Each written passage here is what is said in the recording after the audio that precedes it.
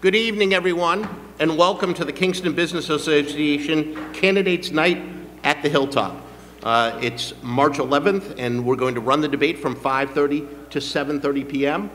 Please silence all cell phones so we don't have that distraction throughout the evening. I want to welcome everyone that's here, candidates, audience, those that will be viewing from home. I'd like to offer some thanks so that all of the candidates don't have to do that. We want to thank PAC TV, of course, for recording this debate. We want to give particular thanks to Dustin Fleming and Ben Alexander, the staff, for their role and for their function in being here this evening. We want to thank the Hilltop Association for the use of their facility, and we want to thank Donna Bokesh from Eastern Bank, and Eastern Bank in particular, for providing the catering this evening. Let me just let you folks know a few things. My name is Tom O'Brien. I am currently the Plymouth County Treasurer. I am a former state representative. I am an Eagle Scout, but more importantly, I've lived in Kingston for 27 years. I will be serving as your moderator this evening.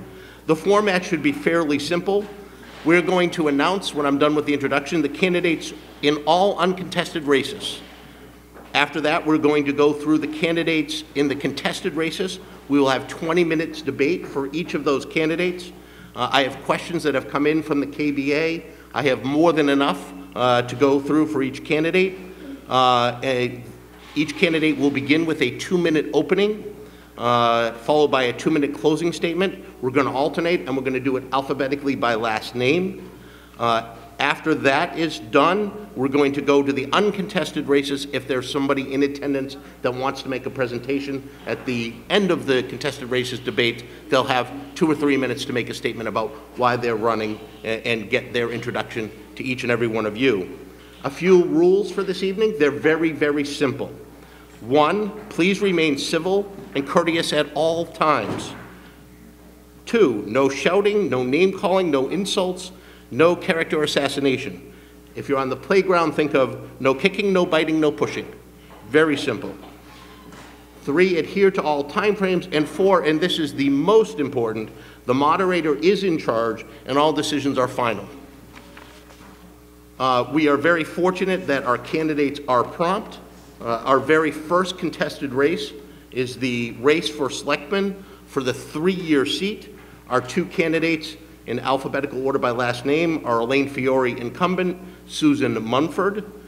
They will have 2 minutes for an opening statement, and then we'll go right into questions. Candidates, do you have any questions before we begin? No. All right, at this point then, I would like to turn it over to Ms. Fiore to begin with her opening statement. Thank you. For those of you who don't know me, I'm in my 2nd term as a selectman. When I first got elected, one of my goals was to merge the best of what the business world had to offer with the best of a municipality. To me, that's having an organizational structure in place, developing processes for efficiencies, while maintaining the sense of community, topped off with customer service. We're making headway. We have department heads, boards, and committees who are ready to provide you the tools you need to have successful projects. Town Hall is open for business. I'm pleased to say I was the first selectman to join the Kingston Business Association because I know what businesses offer to town. It's not all about the taxes you pay. It's making Kingston a desirable place to visit, work, and play, not just the town between Duxbury and Plymouth. I've listened to you and the challenges you faced.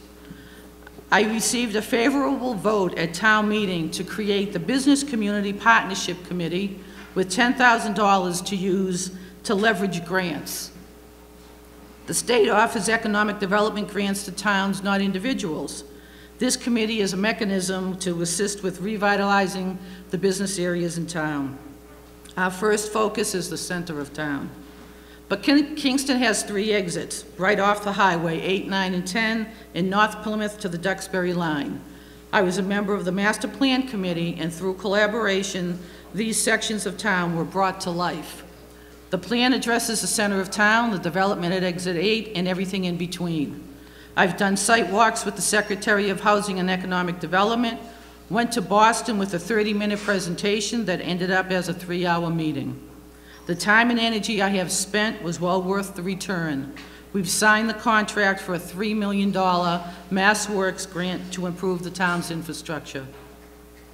I'd like to continue to work with you to make all of this a reality. We're all in this together. You succeed, we succeed. Thank you very much, and just under 2 minutes. At this point, we want to turn it over to Susan Mumford. Ms. Mumford, your opening statement, please. Thank you. My name is Susan Mumford. I'm a lifelong Kingston resident. I was on the Board of Selectmen from 2012 to 2018. After leaving the Board of Selectmen in 18, I lost the election, just to let you know. I joined FinCom, so I've been a member of the FinCom committee, Finance Committee, for the last year. We do have a lot of challenges ahead of us. Right now, the spending in Kingston is excessive, and it is a burden on the residents. So we need to reach out to the community and look for help. And there have been advances towards business partnerships, and we do have things on the horizon. A marijuana retail industry, a possible marijuana retail establishment that will bring in tax dollars to the residents of Kingston. But we do need to work with the businesses. We need an open line of communication. And it has already been made abundantly clear, Tom Coulter himself has plans for that economic development, and I would plan to support that, to be in line with the businesses and to be open to a partnership that grows both the businesses as well as supports the town of Kingston. Excellent. You were also under 2 minutes. You both followed the rules to a T. First question, and Ms. Mumford, you're going to go first. You touched on it a little bit. You both realize we're here at the Kingston Business Association Candidates Night. What message do you want to deliver to existing businesses in the community and any potential businesses that want to come to Kingston? How can we help you? We need to work together. It's got to be a partnership. We have to understand what your needs are so you can flourish, so we can benefit as a community. Okay, Ms. Fiore. It's to continue what I'm doing right now. I've been to the meetings. I've supported the organization. I've talked to most of you at one point in time, and it's a partnership, and it's giving you the tools you need to make that happen. And that's where I'm working with the state in collaboration with the town to get what we can for you. And you know, if it comes down to supporting zoning initiatives and bylaw changes, you know, we're here. We both need each other, and that's what I'm here to support with you. All right, thank you very much. You folks do have between 1 minute and 2, so don't hesitate to elaborate on any of these questions if you'd like. Second question, this would go to you, Ms. Fiore first. Both of you have held elected office. What do you consider your greatest accomplishment as an elected official? I would say probably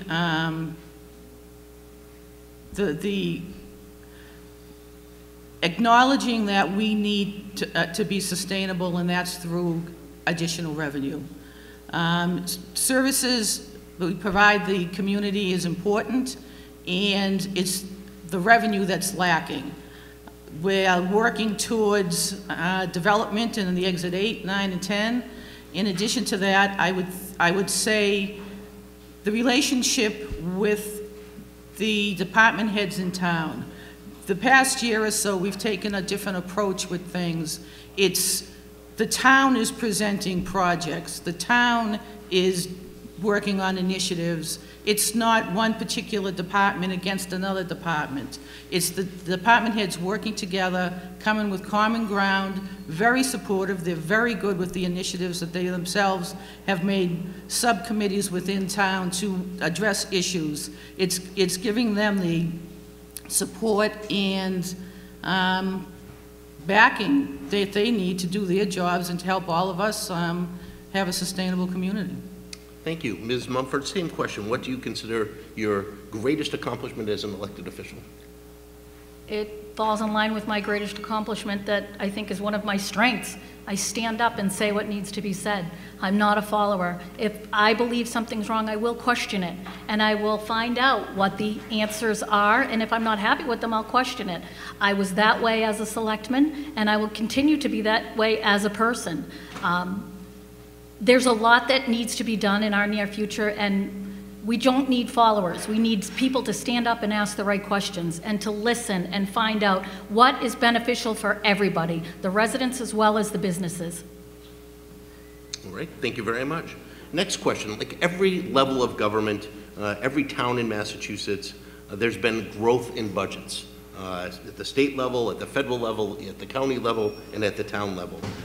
Here in Kingston, that's true as well. Where is the growth in the budget? Why is it happening? And what solutions do you have to deal with that growth? Ms. Mumford? The growth in the budget, our most expensive item we have is the people that work for the town. We have been growing the amount of people that we are employing. And even this year, coming in front of FinCom, the Selectmen and the town administrator is asking for more people. We have to be more accountable. We have to be more willing to do what we need to do instead of adding more to the bottom line as far as personnel. We need to make these decisions. Our budget is growing, and that's the first thing we have to look at. The departments that are coming in front of us are asking for a half person here, a half person there. We can't continue this growth unless we have revenue somewhere else that can sustain it. We don't have it right now. Excellent, thank you very much. You folks are doing very well with the timing.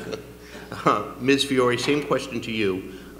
Growth in the budget at every level, every town, certainly as I go around Plymouth County. Where is the growth in the Kingston budget? Why is it happening, and some potential solutions you might propose?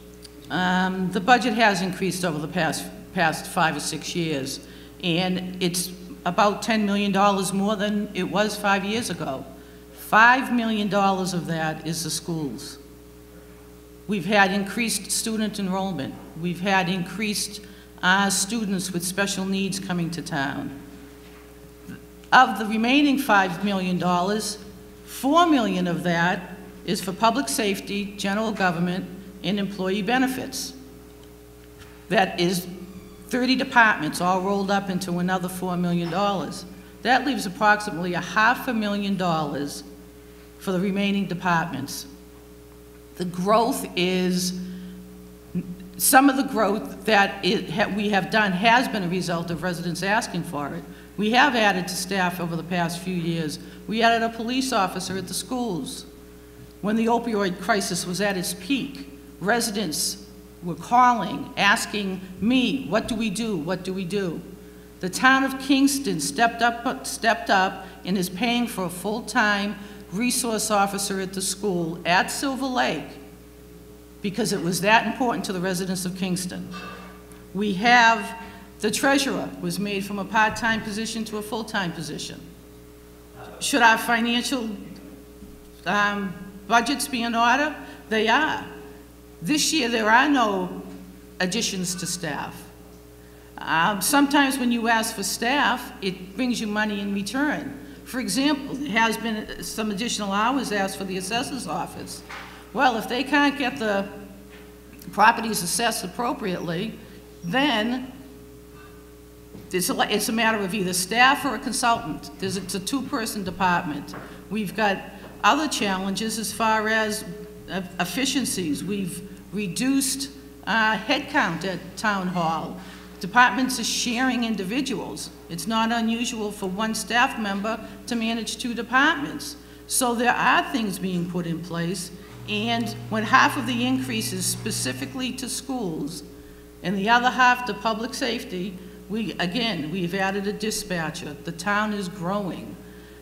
If we're at the point that services need to be cut, then it's the revenue side. And that's where I keep saying I'm working very diligently trying to get revenue businesses grants to pay for infrastructure changes. The town's pursuing a lot of grants, not just for wastewater or water, it's for equipment. It's the police and fire are doing a good job getting grants to pay for their equipment. So it's as much as possible to see where we can provide revenue that isn't on the back of the taxpayers. All right, thank you very much. Next question again to both of you. This one, we're going to start with Ms. Fiore. I always like to look at some of the positive things. I'm hoping that you could both again, starting with Ms. Fiore, identify a department in town that you think does an excellent job and discuss what makes them successful as that department. Oh, okay, so I get there's over 30 departments, that's a, okay, pick one. I mean, I'm very pleased with all the department heads.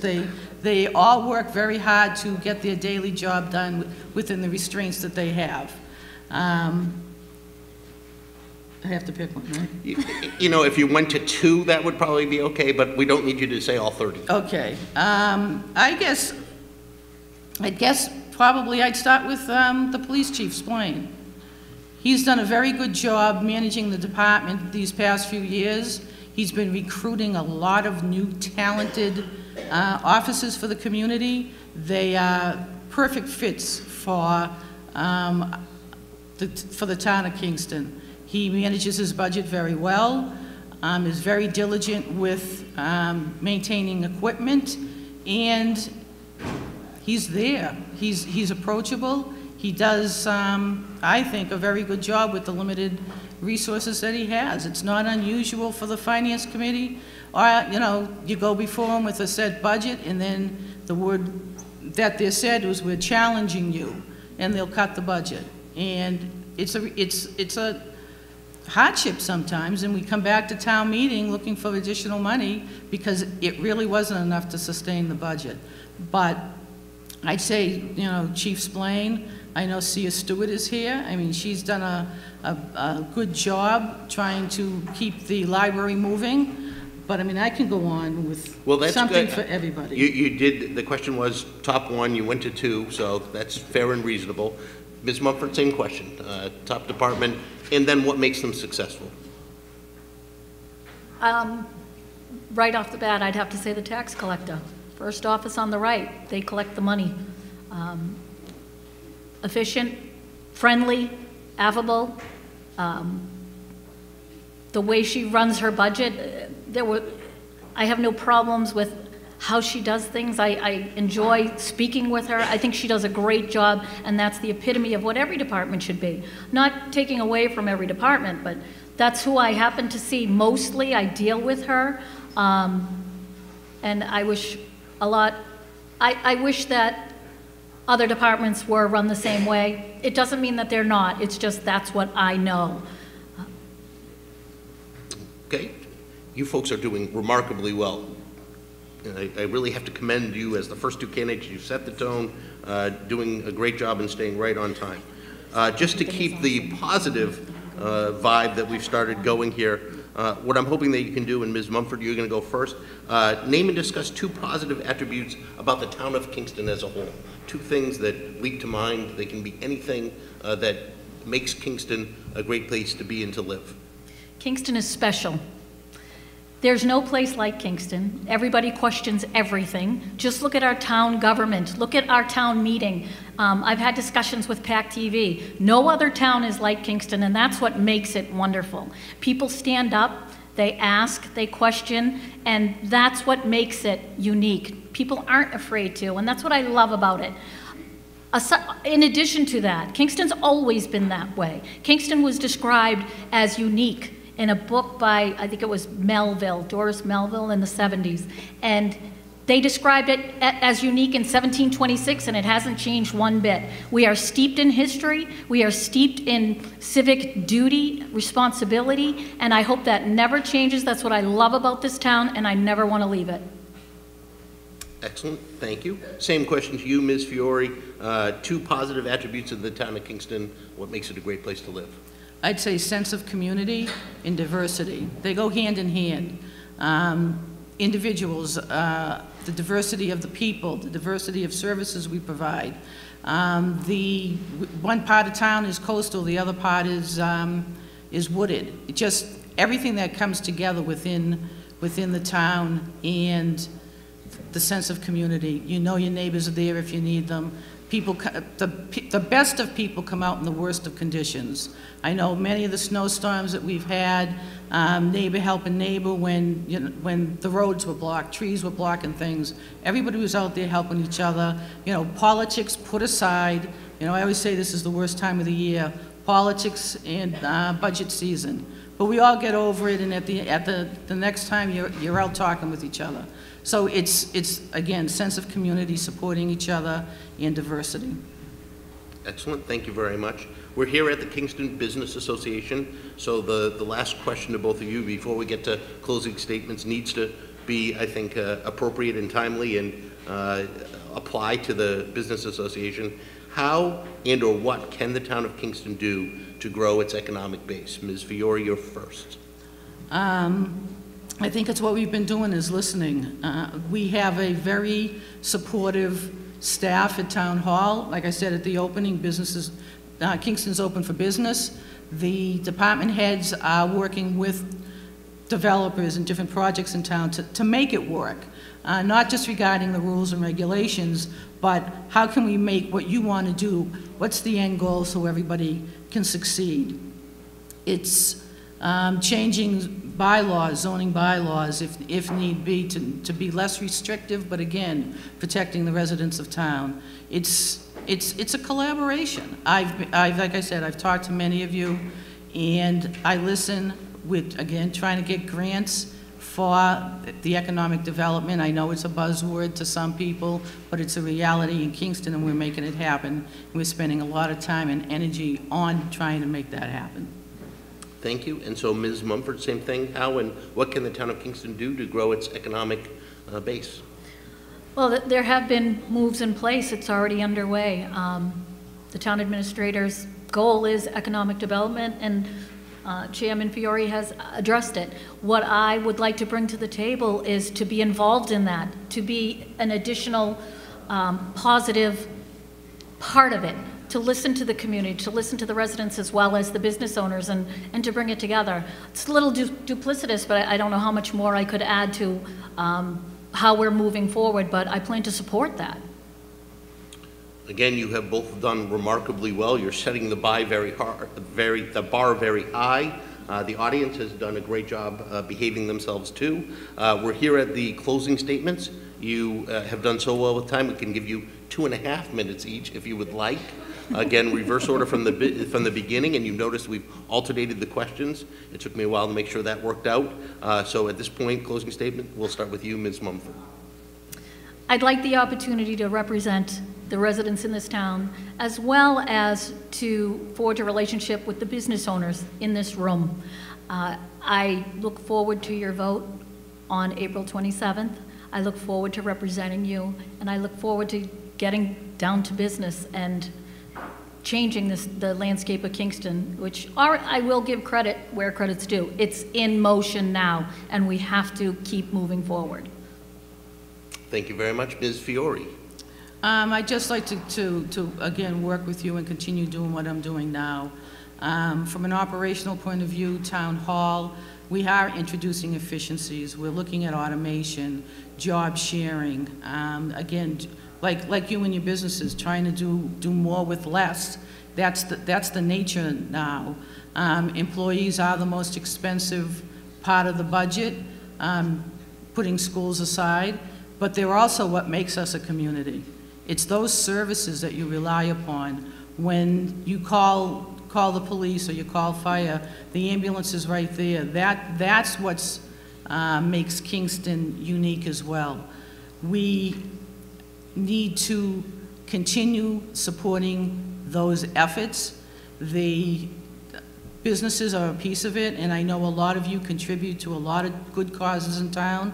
You support the Waterfront Festival, which has gone on for a few years now, and each and every year it gets bigger and better.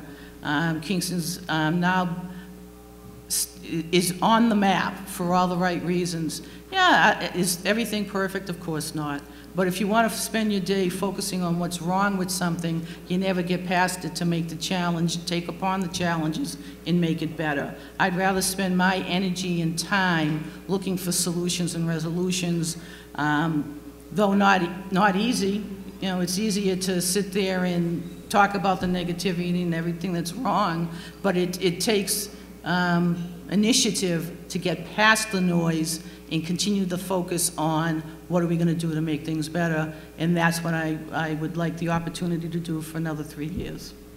Thank you both very much for doing a fantastic job. Again, you have set that bar very high. A round of applause is entirely appropriate for the candidates. You're welcome.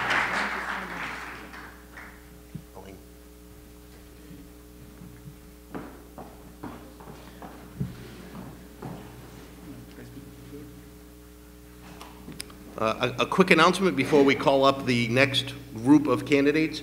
Food is available, but we are going to ask you to very quietly help yourselves. It's important that what the candidates have to say gets heard. I know that'll be a bit tricky. Maybe one or two people from the table could bring some back, but anything else we can do, we want to make sure to pay respect to the candidates that are here and make sure that their views and voices get heard.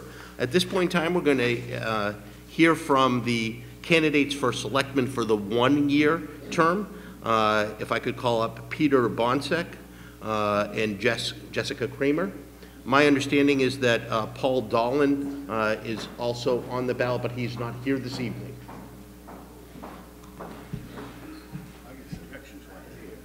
It's fine.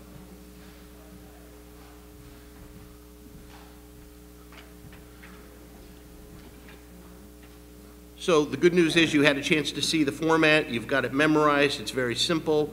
We do want it to be free-flowing. There's plenty of time. We're right on time, which I greatly appreciate. We'll start again with 2-minute opening statements. I have a list of questions that we'll ask for both of you to answer, and we'll just rotate back and forth. So at this point in time, opening statements of about 2 minutes, and we'll start with you, Mr. Bonsek. Well, if you don't mind, ladies first.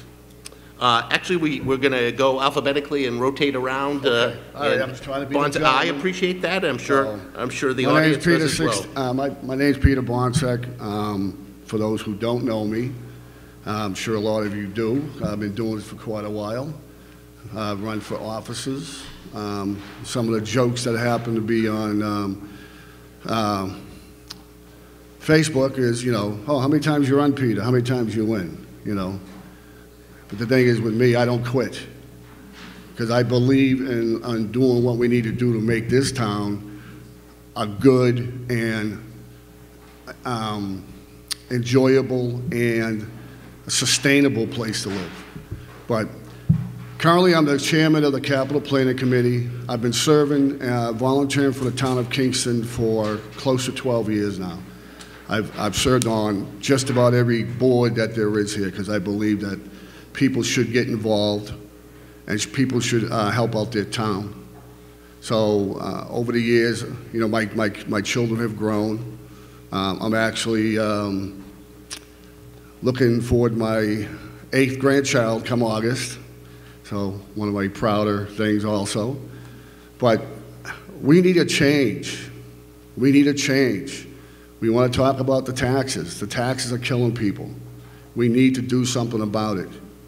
Okay, I've had too many people come to me, they're looking to sell their house because they can't afford to live here anymore. So that's going to be part of one of my many reasons why I want to get in and show this, where it's a one-year term. I've been trying this for plenty of years. And for 1 year, you let me get in, I'll show you what can be done, provided we have the right people on the Board of Selectmen. Thank you, Mr. Bonsek, and just under 2 minutes. At this point, Ms. Kramer, your opening statement, if you would, please. Thank you. And thank you to the Kingston Business Association for hosting this event and for the many things you do for our community. The Waterfront Festival just keeps getting better year after year, which is proof the fact that the KBA is comprised of true entrepreneurs, always raising the bar and never willing to settle for just good enough. I'm glad to be kicking off the election season here amongst the local community, business community. You guys are my people. I take a great amount of pride in my career in the private sector. After graduating from Boston University's Questrom School of Management with degrees in finance and accounting, I have worked my way through the ranks in the business world, from staff accountant all the way up to chief financial officer of a $30 million corporation. Recently, though, I've decided to take the leap and become a business owner myself. It has been an amazingly rewarding and liberating experience, creating jobs, building a brand, and growing a business alongside 2 amazing partners. I'm sure a lot of you in the business community have heard the concept that business owners need to shift their mindset from working in the business to working on the business, meaning that they no longer do the technical day-to-day work within the company, and they instead have to step outside to help the business grow and thrive. This concept can be a lot hard for a lot of business owners, and unfortunately that's why a lot of small businesses fail. But what has propelled me personally in my career has set me apart from my peers and landed me into an executive position in my mid-30s was not that my technical skill set or efficiencies working in the company were particularly standout. It was more that a boss identified early on that my greatest talents and abilities were working on a business, to lead, to negotiate, to listen, and to fearlessly pursue improvements. I am running for your selectmen in order to leverage those abilities and to give back to Kingston, the community that I love. I have done my time working in the town, serving on various boards and committees, including Capital Planning and Zoning Board of Appeals. Now I feel not only ready, but inspired to work on the town. As your selectman, I will focus on prudent economic growth and fiscal responsibility in order to maintain the charm of our community and keep Kingston affordable. It is the role of leaders to Ms. Kramer, you're going to need to wrap it up. I'm almost done. Okay. To take things to the next level, to inspire change, and just like KBA at the Waterfront Festival, to never be satisfied with good enough. Great, thank you. Thank you very much. At this point, the first question, and we'll reverse order, so the first question goes to you, Ms. Kramer. What two opportunities do you see here in the town of Kingston that we could be able to capitalize in the next 1 or 2 or 3 years? Any opportunity at all that leaps to mind? There's many. We are uniquely positioned. We have 3 exits off of Route 3, and there's not many communities in this area that have such a unique positioning to have such access to the highway. We also have an MBTA station, and it really makes us a unique place for growth. What we need to do is to have that growth happen in a smart and controlled way so that we bring in the right type of revenue to offset the tax burden on the residential homeowners. So an opportunity I see is to have more mixed-use development that will bring in young professionals and also provide affordable housing for senior citizens in the aging community, because we don't really have much of that. The way our town has developed, we've been bringing in a lot of young families that have been a burden on our tax base. Another opportunity that I see for this community is continuing to work in a collaborative fashion towards being more efficient in many ways. I think that we have a great backbone of staff in this town, and we really need to support department heads and let them be empowered to work their departments and to not be feeling like they're not having the power that they need. So, great, thank you. Mr. Bonsack, same question. 2 opportunities that you see here in the town of Kingston that we could capitalize in the next year or 2 or 3. Capitalizing as in? No, it doesn't need to be financial, just take advantage of that would be beneficial to the town. Anything at all that leaps to mind? Well, the best thing I see for the town is, again, is we need to reduce the taxes so people can actually enjoy living here and not worrying about if they're going to be able to afford their next payment, their next tax bill. The seniors that are on fixed incomes, you know, I've seen my taxes increase where it's like, okay, should we be living here or not? But the opportunities, we have a lot of opportunities already to say what's going to come out in the future. People keep talking about the economical development. You know, for years I've been hearing the 2 major words during this debate type of thing is proactive and economical development. You can't force a business to move here. Anybody, any of these huge corporations or mid-sized corporations, they do their homework with the work from the internet. I think it's a great thing that the KBA actually got together, because we've had business associations before that has failed, and I think they're doing a great job. But, you know, to be honest, you can't force companies to come here. They do their research. If they see something that they might work with them, then that's when they're going to come here. So, my 2 minutes are up? No, you still have some. Okay. You have another 20 seconds. But that's it. That's the only thing I can think about having opportunities. I'd love to see you be able to spend the money wisely so that the children can have the good playgrounds and keep it a good community. Keep it a good, friendly community is what I want to see. But I want to make it affordable, and we're losing that. And just a reminder to the candidates, we saw a little of that. No, don't touch the microphone, because once you do that, you get a little feedback. We want to make sure that doesn't happen. Next question. This came directly from some folks at the Kingston Business Association. And so, Mr. Bonsick, you would go first. Just, they were wondering if you've had a chance to review the town master plan, and if so, how would you support some of the goals in the master plan that allow businesses to thrive in Kingston? I have not had a chance to check out the master plan. So between my job that I work, capital planning committee, I haven't had the time yet to read it. Okay, thank you very much. Ms. Kramer? Sure, yes, I have had time to review the master plan, and a couple things that stuck out to me is the need for 40R smart growth development by the MBTA station. We have a huge opportunity there, and what 40R is mixed use and condensed small apartment style living, condominiums, usually owned by the person who's inside of them, so it's not an apartment. That would provide employee housing for young professionals and also an alternative for the aging population. Another thing that the master plan talked about is expanding sewer, and I definitely feel like this is an important investment in our community that we need to make in order to help our businesses grow and help them stay in Kingston, as well as bringing in the appropriate new businesses that might help offset the tax base for residential taxpayers. And it will also provide the infrastructure needed for senior housing and other types of housing that are less burdensome on the taxes. Thank you. So the next question would go to you first, Ms. Kramer, and again, directly from the Kingston Business Association. They want to know if you support or oppose a split tax rate for businesses and residents instead of the combined tax rate we have now. Why or why not? At this point, I do not support a split tax rate. We don't have the business base needed in order to sustain that or make sense of that.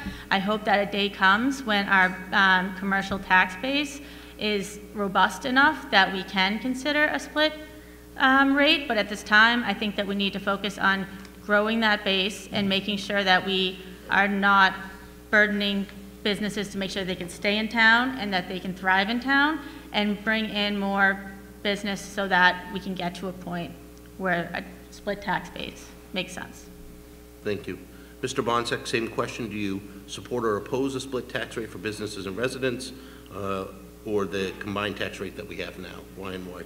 This is probably one of the things that Ms. Kramer and I will agree upon, that I don't believe that we should talk about having split the taxes, having separate taxes for business, because we don't have that much business in town. And they are struggling enough just to keep going. How many businesses have we lost already this year?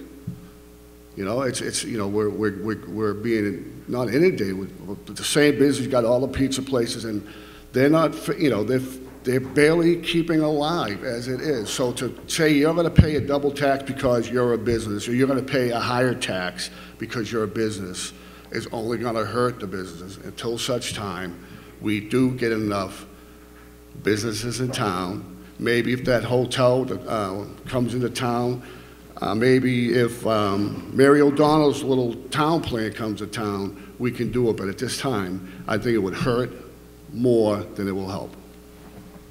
Thank you both. Just a little factoid, there are only 5 communities in Plymouth County that have a split tax rate. Just thought perhaps folks would like to know. The next question, a little bit lengthy, and this would go to you first, Mr. Bonsick, then you, Ms. Kramer. Budget process in communities, all 351 in Massachusetts, is very lengthy. It involves input from a significant number of individuals and groups. How does the budget process work here in Kingston from start to finish, and your thoughts on and ways to possibly make it better? The way to make it better, that's right, I'm not supposed to touch it, sorry. We need to, the budget process needs to be more, I'm going to use this word, I said I wasn't going to use it tonight, more transparent. We also need to have the departments need to make our equipment, our vehicles last longer. Not change because it has, not buy a brand new vehicle because it has 80,000 miles on it. There's a lot of towns that make their vehicles last, and that's got a lot to do with the budget too. Spending money on items that really are not needed at the time. And one of the items I'll talk about, I did a great thing with the fire department. They're looking for a new command vehicle, okay? Right now they have a 2006 Tahoe with 210,000 miles on it, okay? They did a great job extending that, using that vehicle as long as they can. We need to do that all around, you know, and not, the town does not need to have the best of the best. It's gonna cost the most. You know, we all work hard for what we want. Not all of us can afford the Cadillac. Not all of us, you know, some of us can only afford, you know, the Volkswagen. So that's what we need to do. And the budget process, not only just the budget process, I'm watching it too, Joe. Not only but the budget process, but, you know, we need to get more people to town meeting, okay? We're looking at a $50 million budget this year, and only 140 people on the average show up. If we had more people, and people have tried, how do we do it? How do we get more people? Well, I did put in an article, petition article to change that. I haven't heard back from anybody if that's even going to be on the warrant or not, but that's the time I have. That is the time you have. Ms. Kramer, same question to you. The budget process here in Kingston is fairly lengthy, quick nuts and bolts, and then possible improvements or thoughts. What's beautiful about our budget process is that there is no one person responsible for our town budget. It ultimately lies in the hands of the people at town meeting, but it starts way back with the department heads. The department heads are initially tasked with coming up with their first draft of a budget, which is vetted and collaborated with Board of Selectmen before it is brought before FinCom, Finance Committee, for vetting. Finance Committee then will push back with suggestions and challenges trying to bring the budget to a more responsible, if possible, place, and also trying to understand what might be asked for by the department heads. At that time, it goes back to Board of Selectmen, and both Finance Committee and Board of Selectmen make a recommendation to the town meeting body. We've been lucky in last year, and hopefully again this year, they have come before town meeting with the same budget. Town meeting then goes on to vote whether or not they want to approve that budget. There's a lot of blame that gets thrown around in this town about overspending, and I agree that it's hard when the residential taxpayers are burdened with increasing tax bills. Don't get me wrong, there's always room for improvement. But it's no one particular person or side's fault. We all have to work in a collaborative effort to bring the budget to something that's affordable. And we all do have to show up to town meeting and have our voices be heard, because we vote on our budget, and that's a wonderful thing. Great, thank you. You both have been using the maximum time, so that's not a bad thing, but we're at the point for closing statements. Remember, they're 2 minutes. Chance to elaborate on anything we've talked about, something that we may have missed. If you go a little bit over, we won't jump in too quickly. In reverse order of how we started, Ms. Kramer, you first. Mr. Bonsack, you'll finish up. Ms. Kramer. Kingston's a wonderful town. I only came here 4 years ago, and I had to submerge myself into the community. I'm a single mother of 2 little boys, and I needed to kind of build my village, because you need people out there to look out for you, and I just met an amazing group in Rocky Nook and beyond as my kids entered the school years. This is the place that I want to grow old. This is the place where I want everyone to be able to stay in their homes, to grow old, and then to have their children come back to be able to raise their families here. It's important that we don't lose sight of the fact that we all love Kingston and that we all want it to be a better town. The more we divide, the weaker we are. And I believe that Kingston can be great if we can all get across the table and start to figure out what we have in common versus poking holes and pointing fingers. Great. Again, thank you both for throwing your hat in the ring and running for office. It's never easy. A round of applause is entirely appropriate. Oh, you're closing. I'm sorry. I'm sorry. I'm sorry. Moderator's fault. Moderator's fault. I was wondering why we had 2 minutes left. Peter, you can have 2 minutes and 30 seconds. Are you sure that wasn't planned? It was definitely not planned. No, I'm only kidding. The floor is yours. Yeah, thank you. You're welcome. Well, like I said, you know, I've been involved with this town, volunteering for 12 years. And I've seen the changes, and the changes are not good. You know, you could talk about how, oh, you know, we have to step up to do this, we have to step up to do that.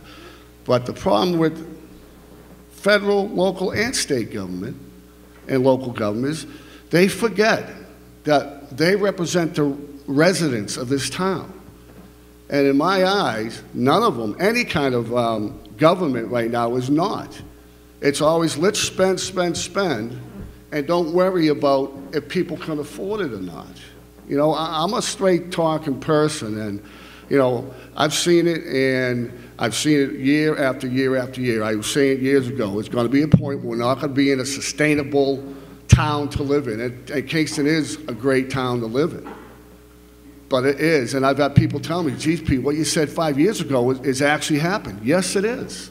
Until we can curb the spending that this town is doing, it'll just keep on going, no matter who's in there as a selectman, okay? So, again, I'm going to ask you that the 1 year. I've tried this 5, 6 times. It's 1 year. What damage do you think I can do? Okay? I'm not going to do damage. I'm going to go up there, and I'm going to represent the people. Not say, hey, let's do this, coming up with it, and then all of a sudden, oh, guess what, people? This is what you're going to do. It doesn't work that way. The town works for us. We don't work for the town. But they're taking enough of our money. So that needs to change. Thank you. And a round of applause is appropriate here as well. Thank you both very, very much. Appreciate it. Thank you very much. All right, our next race has 3 candidates. I couldn't keep track of 2 at the end, so we'll see how I can do with 3 in the next race. And this is the race for assessor for a 3-year term. The 3 candidates in alphabetical order by their last name: John Michael Fonts, Michael Martin, and Bradford Randall. If we could have the 3 of them come up.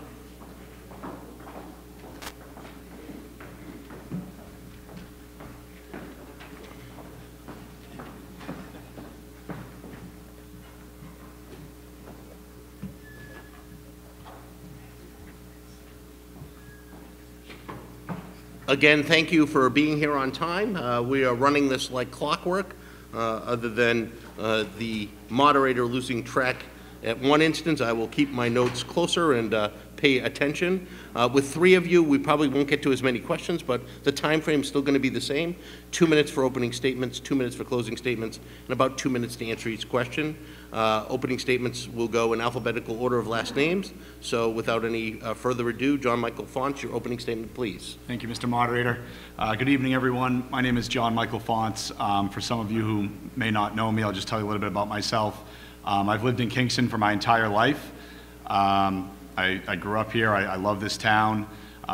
When it comes to politics and we're talking about, you know, what ideas are best for the town, and, you know, one thing might work for a certain segment of people and another thing might work for another segment, I always like to think of the fact that for me, I have 3 generations in Kingston. I have 2 little beautiful young boys, ages 4 and 2, obviously who live in town with me and my wife. And my parents also live in town, and my parents are quickly approaching their 70s. So for me, when we look at a lot of the political issues in this town, I find myself in a position where it's very easy for me to be able to look at all sides of these problems and these issues that are before us. Often we hear about the importance of, high-quality education. I'm on board. I have 2 little kids. I want good education. But we also hear about making the town affordable. I have 2 senior citizen parents. I'm on board with making the town affordable. So, I like to be able to think of myself as someone who can see a lot of these issues from many different perspectives. As for the assessing department, I admittedly don't really have any experience with assessing. This is my first time running for any political office. But one thing that I do intend to bring to the table, which I feel is lacking tremendously in town hall, is common sense and the courage to speak up when you see that something is wrong and speak up for what's right. So that I do have experience in, and that I intend to do if I'm elected. Thank you. Thank you very much. Next, we have Mr. Michael Martin. Mr. Martin, your 2-minute opening. Good evening, everyone. My name's Michael Martin. I've been living in Kingston now for approximately 10 years. I'm a certified residential real estate appraiser, and I've been valuing real estate for approximately 25 years. I'm certified in several states, including North Carolina. I'm also a local attorney. My office is downtown Plymouth. I moved here 10 years ago to bring my children to this community because I wanted to avail myself of the public school system that I saw my cousins who were Silver Lake Lakers, how well they did. And quite frankly, I could think of no better community to raise my family than right here in Kingston. I've been a soccer coach here in town, now a hockey coach and an old hockey player myself in that respect. I served in the National Guard when I was significantly younger, a long time ago, as a proud member of the 101st Infantry, where I served as an infantry sergeant in that capacity. I got involved when I saw some of the politics occurring in town. I had no desire to be a politician or get involved in politics. But somebody said it a long time ago. I can't lay claim to the phrase, but essentially, we get the government we deserve. So quite frankly, after seeing things that I didn't agree with and running into a lot of good folks that had a voice in changing things, I decided that if I was going to complain, well, I best do something to help. I don't make widgets. One thing I do know is real estate and the law. And I saw a need and an opening here, and it just matched my skill set, and I wanted to give back to the community and assist that has been so welcoming to my family and my daughters, who's a sophomore at Silver Lake, and my youngest who will be attending Silver Lake in the fall. So for those reasons, I'd be asking for your vote, and I just want to thank you for hearing us tonight. Thank you very much. You guys are off to a very good start in keeping with the time. Next, Mr. Bradford Randall. Mr. Randall, 2 minutes for your opening statement. Good evening. I'm running for the Board of Assessors, and it's a pleasure to be here with the Kingston Business Association. I want to start off with a question. How many of you know what the deadline is to file a personal tax exemption? All right, well, it's April 1, and that's one of the reasons I'm running, is because not a lot of people know things like that. The Assessors Board can be much more than just a board that goes through the motions. One of the reasons I'm running is to give back to this community that has given so much to me. And one of the ways I can do that is by proactively building awareness within the community. People need to know about these things. Through events at the Senior Center, I can do that, through informational videos, through events with the KBA, and events with the Kingston Yacht Club, because yes, you can get an abatement on your boat. As a small business founder, I know that every dollar counts. If by raising awareness about exemptions, abatements, and deadlines, if I can help you save a few bucks for you, by doing that, then all the better. Proactively building awareness is what the assessors needed in January, when personal property tax bills were sent out for the first time to 172 business owners. It's shocking when you get something that you don't expect. The Board of Assessors should be dedicated to making sure there are no surprises. As someone who doesn't own property in town, I'm not running for this position out of vested self-interest. But as someone who lives and works in the town of Kingston, I'm running because I have an interest in promoting this community and gaining trust for your government. I have an interest in seeing our government run efficiently, and I believe the best way to do that is through transparent and clear service to the people. I promise to make myself accessible to all the citizens of Kingston and dedicate myself to community outreach about issues just like the personal tax exemption. Thank you. Just under the wire. Because there are 3 of you, I'm going to ask if for the questions we can keep it to maybe 1 minute and 30 seconds so that we can get a full slate of questions in. First one obviously relevant to our our environment today. I just want to ask you, and we'll start with you, Mr. Martin, how does the work of the Assessor's Office impact the business community and economic development here in Kingston? An honest assessment starts with good data and good numbers, and quite frankly, when the business model, and I agree with a lot of the folks when they said, we can't make a business come here. They have to trust the community, they have to trust the organizations, they have to trust the boards to know what they're doing. That takes competency and experience in developing assessment models and applying them to make sure that there is an honest, fair assessment of property occurring. When that can come, when they can gauge that against the other communities and see what the tax rate would be, that'll invite the businesses, be it a split rate or a fixed rate, quite frankly. When they're considering it, where's our ease of access, what's our bottom line going to be? So quite frankly, it just comes down to getting your numbers correct. Thank you very much, Mr. Martin. Mr. Randall, same question. How does the work of the Assessor's Office impact the business community and economic development here in Kingston? Well, I'll tell you, the Board of Assessors and the Assessors Department is often one of the first departments in the town of Kingston that a business owner or a new resident will interact with. And so customer service is incredibly important. A department that dedicates itself to customer service is a department that dedicates itself to serving business owners. I believe that the Board of Assessors, as I said, can be a board that does more than just go through the motions. They've done a great job with what they have to work with. It's a great board that works hard but not always together. I believe that we are tone setters on the Board of Assessors, and by setting a positive tone and a positive example, and by treating all of you with the respect that you deserve, I believe that will trickle down into the department, and frankly, it already exists. The Assessors Department is terrific at customer service. If you call them, leave a voicemail, they will call you back very quickly.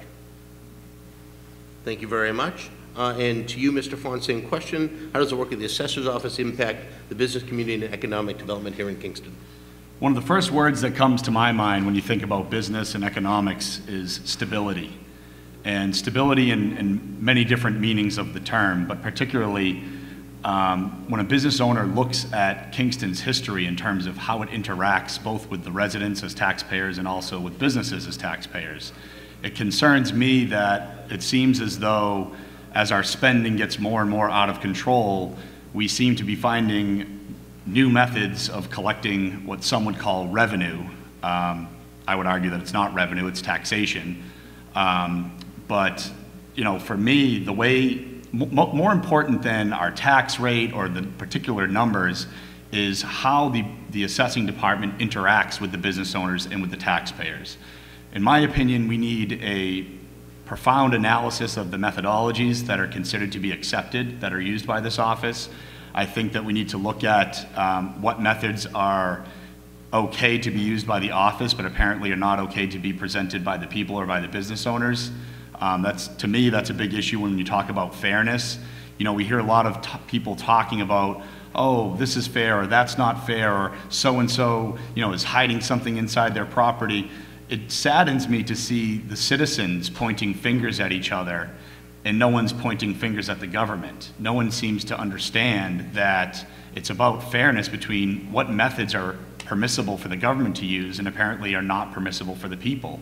So to me, a better look at what methods are being used by the office would instill more confidence in businesses, and that would be the biggest impact, in my opinion, on the economics and business development in town. Thank you, Mr. Font. You were the first one to go over the time a little bit, so Sorry. Be a little more cognizant of that as we move forward. As all of you know, the next question, conflict of interest laws here in Massachusetts are a focal point. In fact, elected officials have to take a conflict of interest test. This comes again from the KBA. Should an elected official recuse themselves from voting on any matter or issue that a family member or themselves may have an interest in? This goes to you first, Mr. Randall. Yes, I believe that they should. The first step should obviously be contacting the Ethics Commission if there's any issue that could arise or be foreseen in terms of conflict. But yes, it's a very simple question and a very simple answer. Yes. Well, that certainly helped with the time. Mr. Fonts, same question. Unfortunately, I don't see that as simple of a question. Of course, if you're voting on particular property that you own, then of course I believe that an official should recuse him or herself. However, when you're talking about the assessing department, there are often issues that the board may be voting on that, yes, they do affect 1, 2, 3 members of the board along with thousands of other people in town. So I think that it's not as simple as a question as some may feel it is, and I think that, you know, we have to have certain values in place as elected officials, and we have to be able to identify situations in which, you know, it's clearly blatantly something that affects maybe only us as the official, in which case, yes, the official should recuse themselves from voting. But again, if you have an issue that affects that particular person along with 80, 90% of the rest of the town, then I don't see how that person should have to recuse him or herself. Thank you very much. Mr. Martin, same question. Well, simply put, if it involves your individual family member's property, you should basically step down in that particular matter. If it's gray, then you can inquire as to it. I don't think it's terribly complex in that matter. Quite frankly, if your toes are in the water and if it's not opaque to you in general that you don't have any business being involved, you should either recuse yourself or seek the advice of independent counsel, outside counsel, to get their determination. But just get it out there in the open. Let people know what's talking about. Don't hide things in the shadows. Great, thank you very much. Next question. Towns across Plymouth County and across Massachusetts are focused and diligent about collecting personal property taxes from businesses and rental properties. What can or should Kingston do to collect these taxes? And this one goes to you first, Mr. Fons.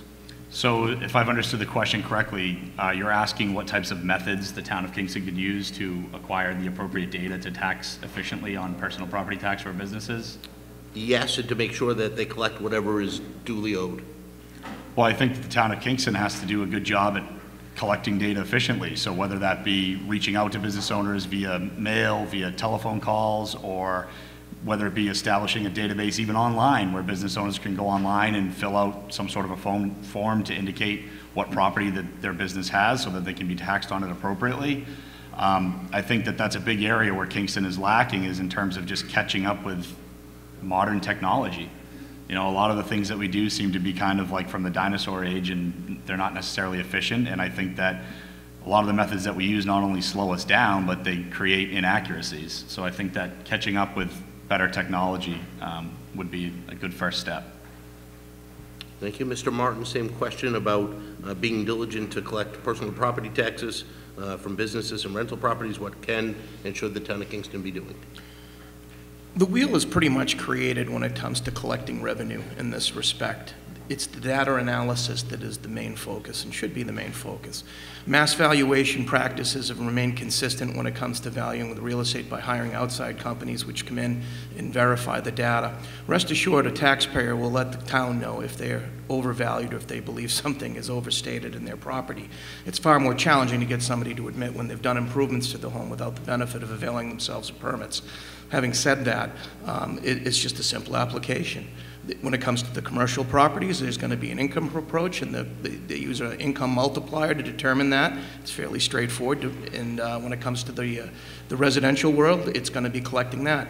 The real crux of things is going to be with the personal property and how the town decides whether or not they want to tax personal property on top of that. But the main wheel has been created on how to actually collect the revenue. It's more how you interpret the data, is my opinion.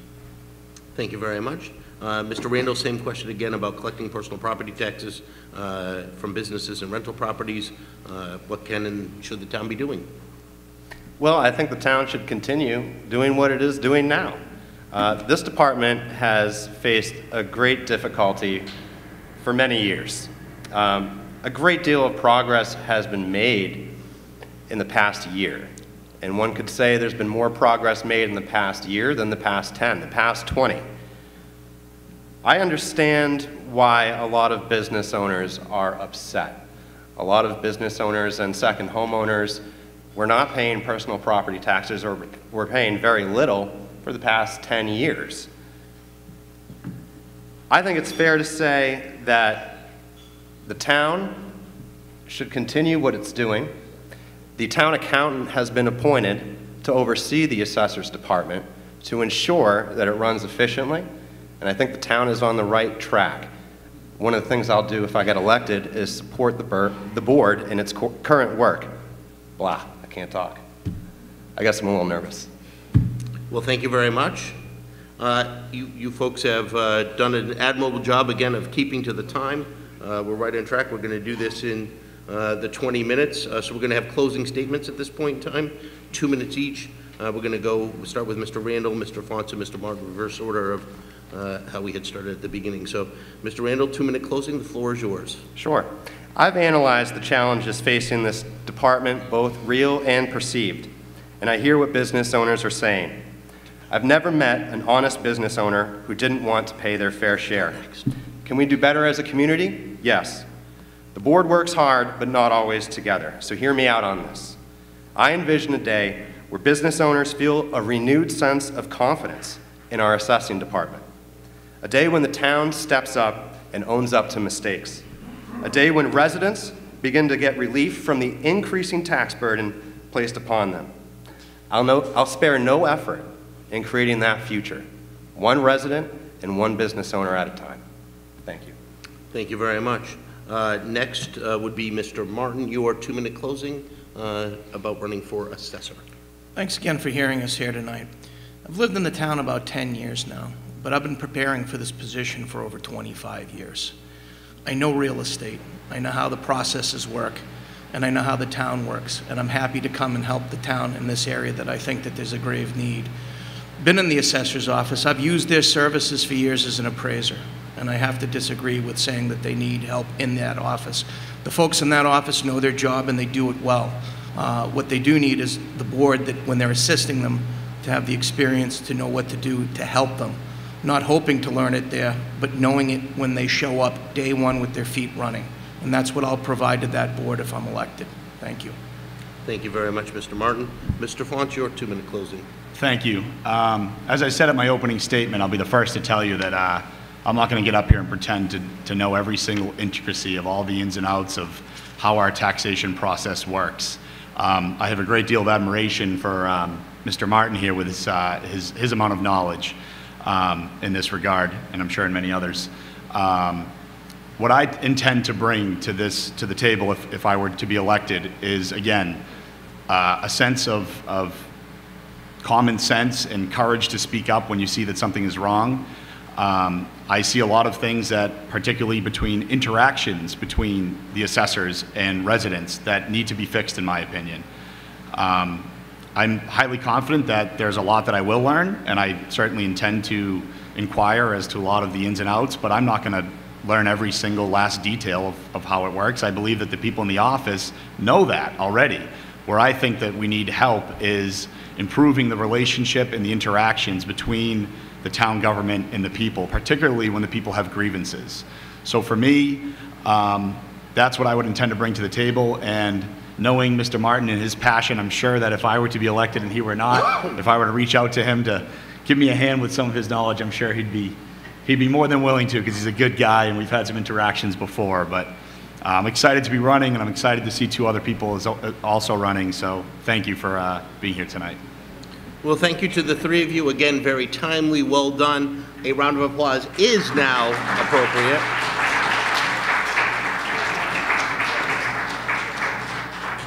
Gentlemen, thank you, all 3 of you.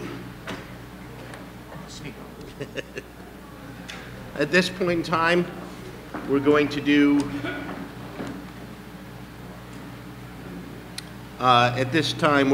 the planning board, which my understanding from the town clerk's office is a 5-year seat. We have 2 candidates, Joanne Cullen and Janet Stanford. If Joanne and Janet could come up, we'll start.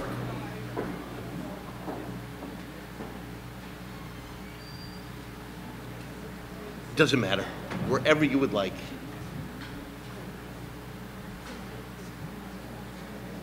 Hello, how are you? Nice to see you. Nice to see you. That's okay. Well, thank you both very much for being here and for being prompt. I certainly am impressed that each candidate is ready to go. Planning board seat is up. We're going to do the same thing. You've seen the format. You got to see the other candidates. So we'll start with the opening statement, 2 minutes each, and of course we'll start with Joanne Cullen. So Joanne? Sure. Hi, my name is Joanne Cullen. I want to thank everybody for coming tonight and giving me the opportunity to speak. I'm a relative newcomer to politics and Kingston. I've been here about 6 years. Been looking to get more involved with the town, and I think I would be a good fit for the planning board. Although I've only been here for 6 years, I have a background in project management. I'm a PMI certified project manager. I've worked in the financial industry, I've worked in healthcare, and I've worked in real estate. And I read proposals for a living. I adhere to certain management guidelines, so I think I would be able to learn the Kingston master plan and adhere to the bylaws, and hope to encourage businesses to come here. Sorry, am I too far away? Joanne, yeah, I guess Sorry. we need to, that's okay?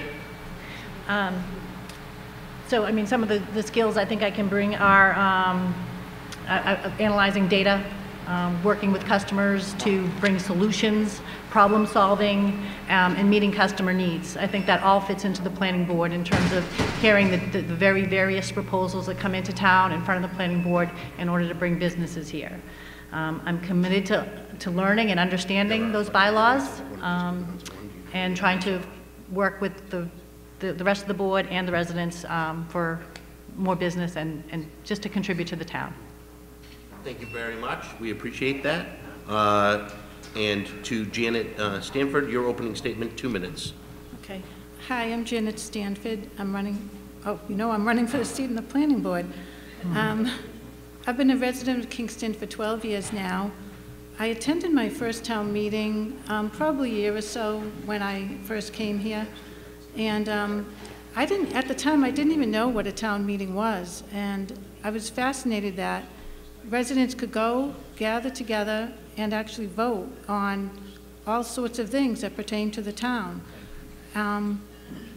Soon after that, though, I actually had my twin girls who were sitting in the back there, and that kept me kind of busy for a few years. I had my hands full, but I came back to being interested in the town again, and I started attending town meetings. When I attended the town meetings, I started to become familiar with the various boards, committees, and what their functions are. And last year, I took the opportunity to speak at a couple of town meetings. And then I started going to Board of Selectmen meetings, and I started watching them on TV when I couldn't go.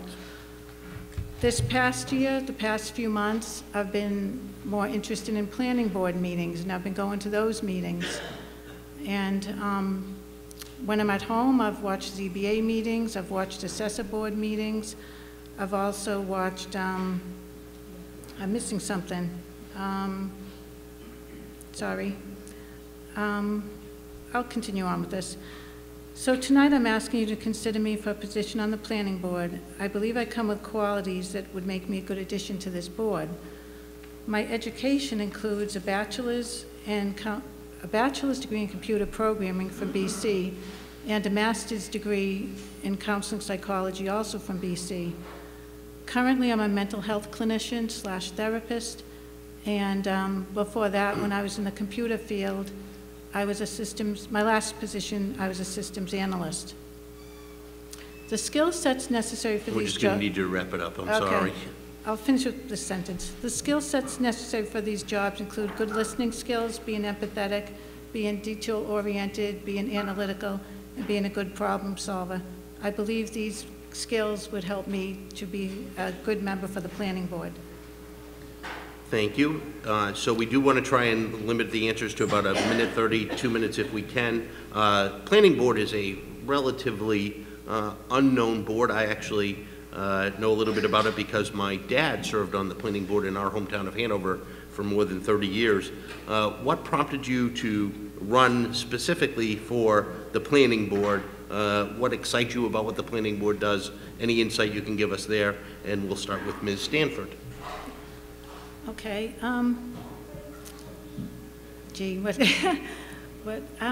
I guess it was just that, I plan on living here for a long time, probably the rest of my life, and my children are growing up here.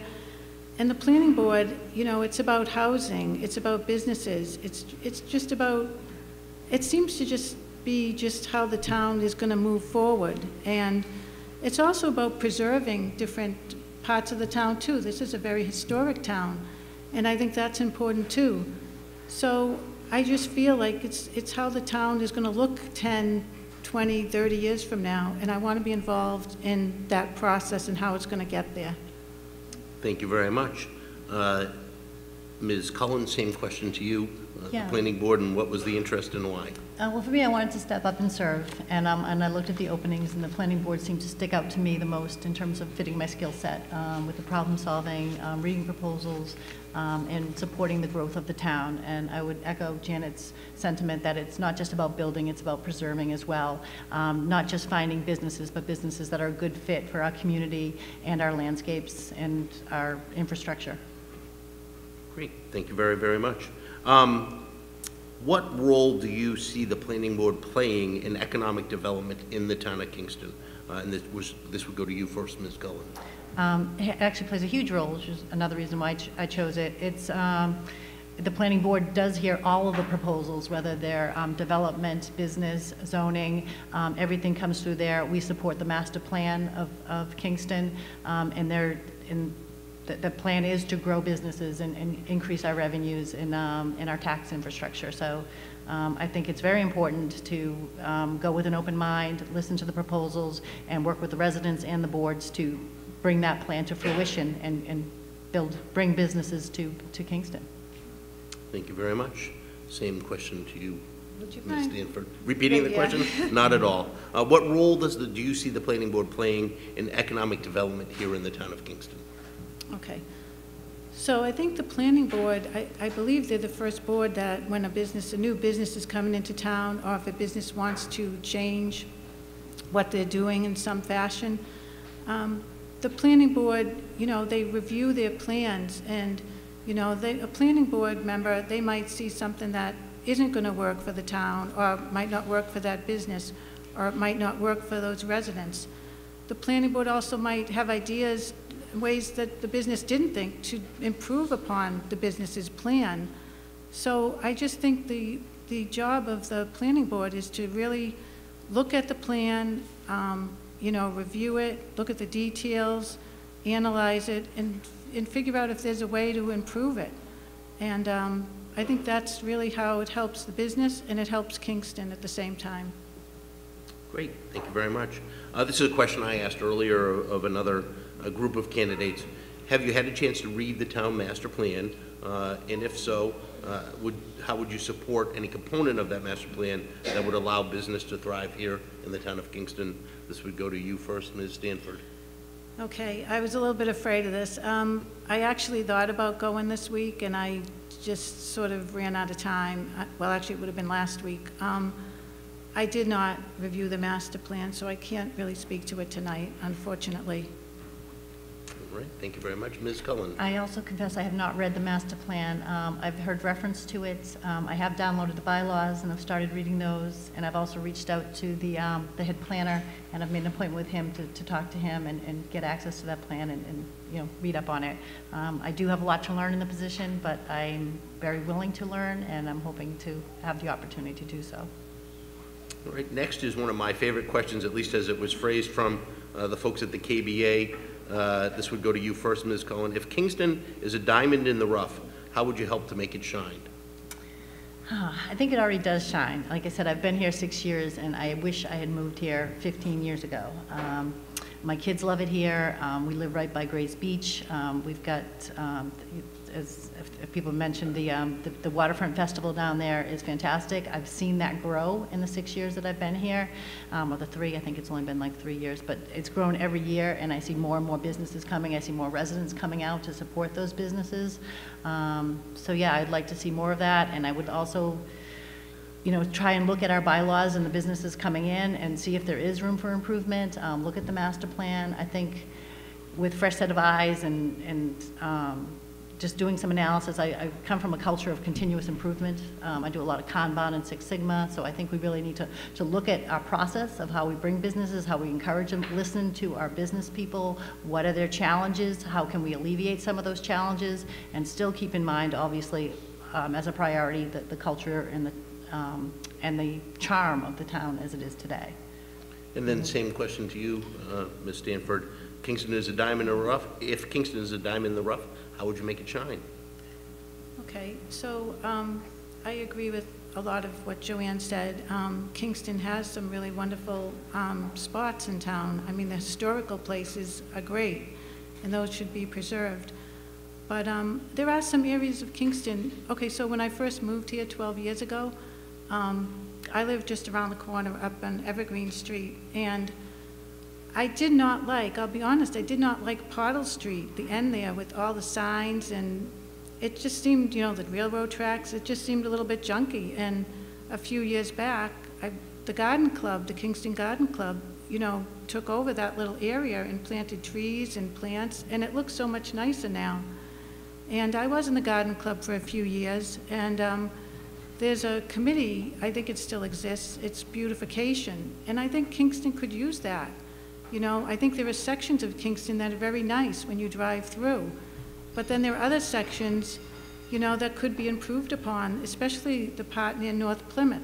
You know, I just think, you know, there are some businesses there that look great, and there are others that don't look so great, and I think, you know, we should draw more people in, and I think we need to sort of improve the appearance of Kingston.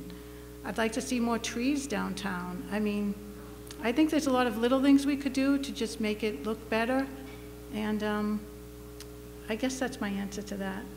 That works, and it's within the time frame. This question has been asked before. We'll keep it as simple as possible. Do you support a split tax rate or the current combined tax rate that we have for businesses and residents?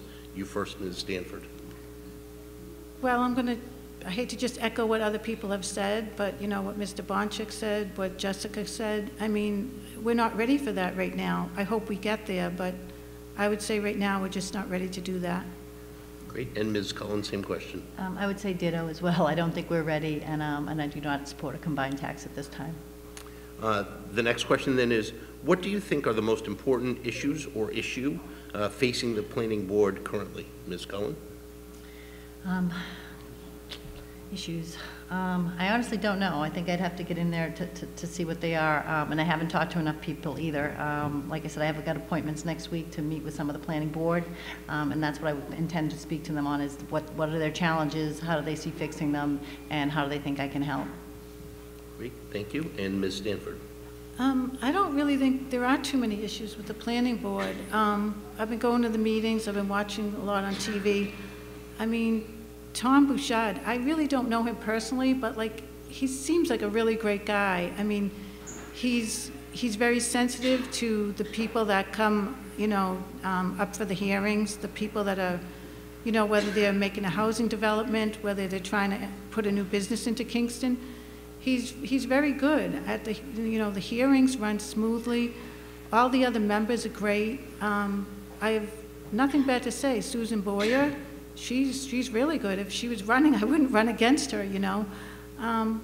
You know, they all seem to work together, and they all what I like best about the planning board is they let the citizens get up and talk. And, you know, they really do. And, you know, we have our hands up, and maybe we even get to talk when we're not supposed to. I don't want to get them in trouble, but they really let us talk. And it's another reason I want to be part of that board. It's a good group of people. Their meetings are run smoothly. They're wonderful. And I think the businesses feel good. I think the housing development people feel good. And I think the residents feel good whenever there's meetings in that particular board. So at this point, we're at our closing statements, 2 minutes each.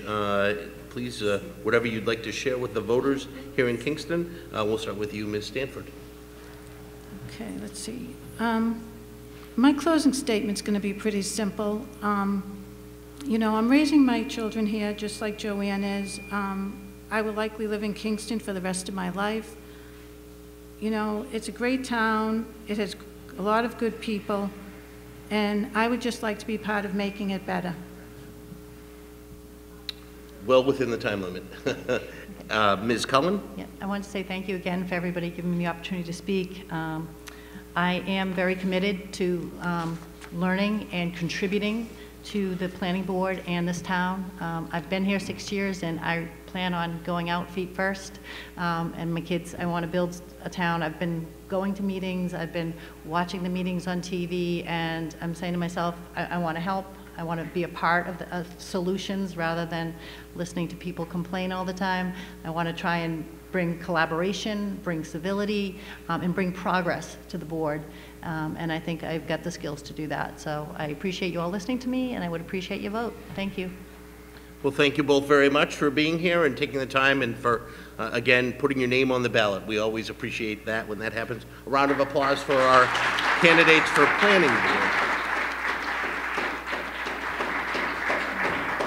At this point, we are right on time. Remarkably, we have interviewed 9 candidates, done that in a very timely fashion. A couple reminders, food is available. Please help yourself quietly. If you haven't had a chance to have some, please do. Also, I wanted to, as close to 7 o'clock, announce all of the candidates that are running for uncontested seats. So I'll just mention the seat that they're running for, their name. At the end of the contested races, there are some candidates that are in attendance and wanted to have a few minutes to say a few words. We'll allow that to happen at the end. That way we'll have finished all of the contested races. But uncontested races and candidates that will be on the ballot. For collector, Caroline Wilson-Gavigan, incumbent. For Kingston Elementary School Committee, Eric Crone, incumbent. Sheila Vaughn, incumbent. For Water Commissioner, Bob Erlinson. For Health Board, William Cavall, incumbent. Joe Kasna, incumbent. For Library Trustee, 1 year, Karen Webble. For Library Trustee, 3 years, Cynthia Fitzgerald, incumbent. Lisa Warren, incumbent. For Recreation Commissioner, Lori Graziano, incumbent. And for Constable, Brian Graziano, incumbent, and Robert Short, incumbent. 1 or 2 or 3 of those candidates have been here and will want to say a few words at the end, but anybody that takes the time to run and to put their name on a ballot deserves a certain amount of recognition and certainly mention at every candidate's night. At this point, I'm going to invite the candidates for Silver Lake Regional School Committee to come up. There are 3 on the ballot in alphabetical order. We have Eric Cronin. I understand he's not here this evening. He's got another meeting. Christopher Eklund and Rosa Lopez.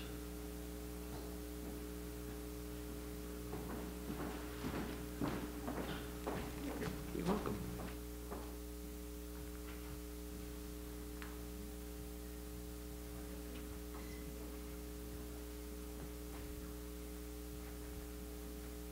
Hello to the both of you, and thank you so much for being here. We appreciate this.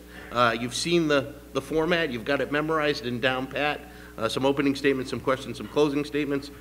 2 minutes. We'll go alphabetically. So opening statements for 2 minutes about running for Silver Lake Regional School Committee. We'll start with you, Mr. Eklund. Thank you so much, and thank you to KBA for having us tonight. So I'm currently on the Silver Lake Regional School Committee. I've served 1 year so far, and I'd love to continue.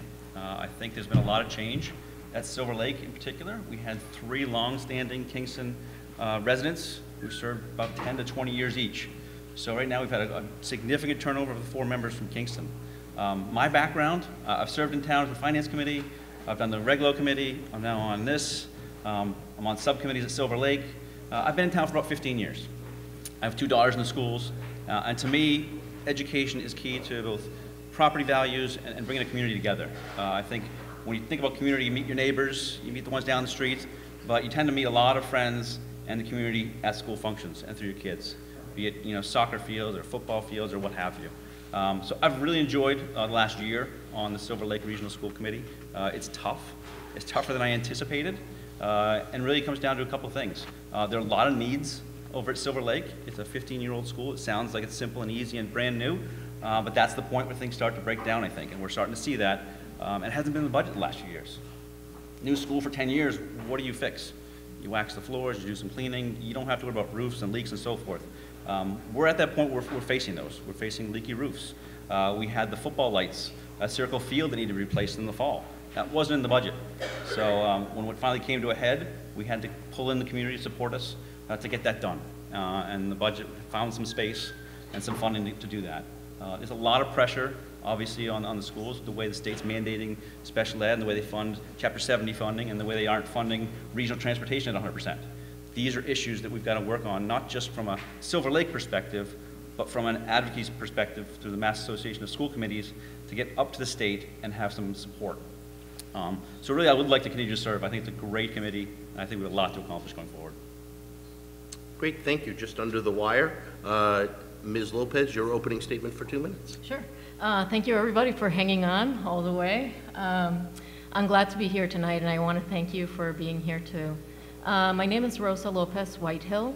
I've been a resident for 25 years. I have 3 lovely daughters, 2 of them who went through the Silver Lake Regional School District. 2 of them are in college already, and 1 is a 9th grader at Silver Lake Regional High School. So most of all, first of all, I'm a mom, but I'm also a teacher. I am a teacher at Pembroke Community Middle School on Route 27. I am a 7th grade Spanish teacher. And the reason why I wanted to get involved in the school committee is that I am a newcomer to teaching. This is my 2nd career. I really thought that I could make a great difference with kids, and I know that I am making a difference every day. But I really do think now, being a teacher for a few years, that the power really does lie in the school committee. The school committee sets the course, the agenda, and the goals for the district. And if we cannot get this right, we're doing a disservice to all of our young people. They are our future. And I am really concerned about some of the things, some of the trends that I'm seeing in kids as young as 12 and 13. Some of my students are hospitalized with anxiety. We have to do something, and I really do think that it starts from the top down. If the school committee can implement changes that can help our students in scheduling and offering flexible learning for our students, I think that we can build a generation that will live fulfilling lives. We won't lose so many young people to drugs and alcohol and opioid addiction, addiction to the internet and video games, things that I never thought I would see. I'm seeing in kids as young as 12. So this is why, you know, I'm getting involved. I didn't see these things with my first 2 daughters, the ones that are in college now, but I'm starting to see it with this generation. And I think the school committee can do great things for our kids and our next generation. Thank you. You're welcome. We're a little over on the time, so we'll be a little more cognizant of that. And do you prefer Ms. Lopez Whitehill or Ms. Lopez, which would be? Ms. Lopez is fine. Thank you. So next question, and this is a challenge for people that have been on school committees for decades, if not longer. How do you dovetail the competing interests of fiscal constraint and academic excellence? And that would go to you first, Ms. Lopez.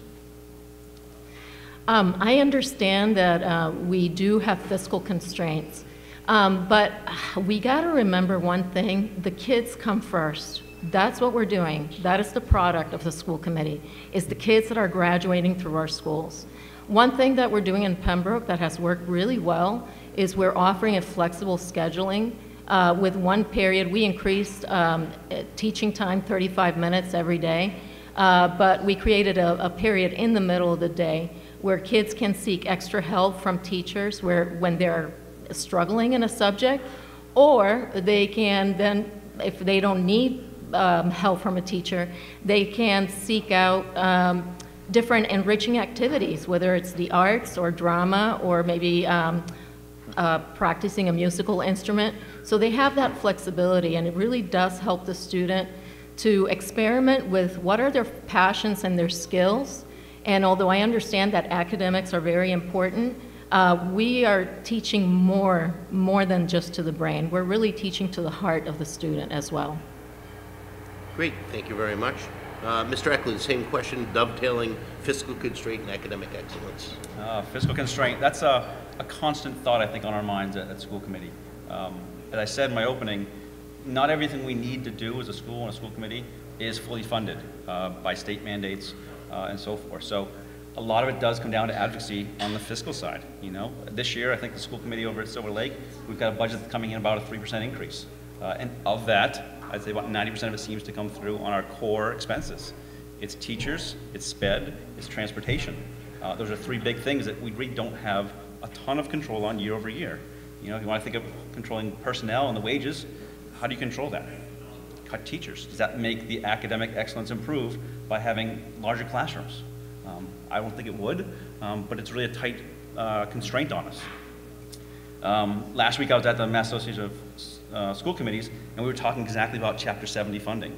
And we had legislators there and advocates from MASC telling us and informing us how we can get more funds into our communities from these associations and from the state.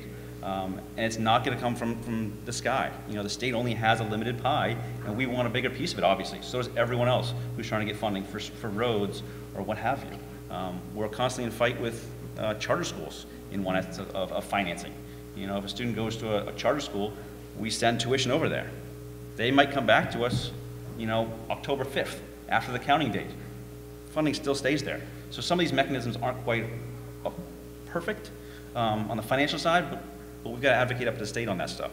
We obviously can't choke our towns. There's 3 towns we got to agree with. 2 of the 3 have to approve our budget. On the academic excellence side, I think we do a great job challenging our students. You know, we have a wonderful robotics program at the high school and the middle school. They recently won some awards at the middle school, local competition.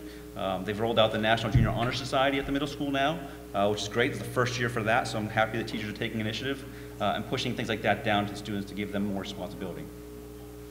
Great. Just under the wire. Thank you very much. So the next question, and we'll start with you, Mr. Eklund.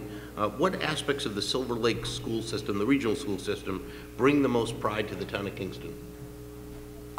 Great question. I think what brings a lot of pride to Kingston, in my eyes, as a Kingston resident here, is the fact that they have so many offerings. One thing that I think people do know about, but may not underestimate, is the CTE program. Some people might call it vocational. It's career and technical education. Several programs over there that run from allied health to woodworking to metal shop to the auto shop. The culinary school over there, they're fabulous. If you're not aware, and I'm gonna probably get in trouble for this, on Fridays they have luncheon that's open to the public. You kind of call ahead of time, even on Thursday, to make sure there's space for you. But they do a great job preparing a lunch for people, for the public. The wood shop is fantastic. They do projects around town. You probably see that we have a current project going down over on, I believe, Lake Street. It's a 2-car garage with a room above, I think. It's a 2-year project.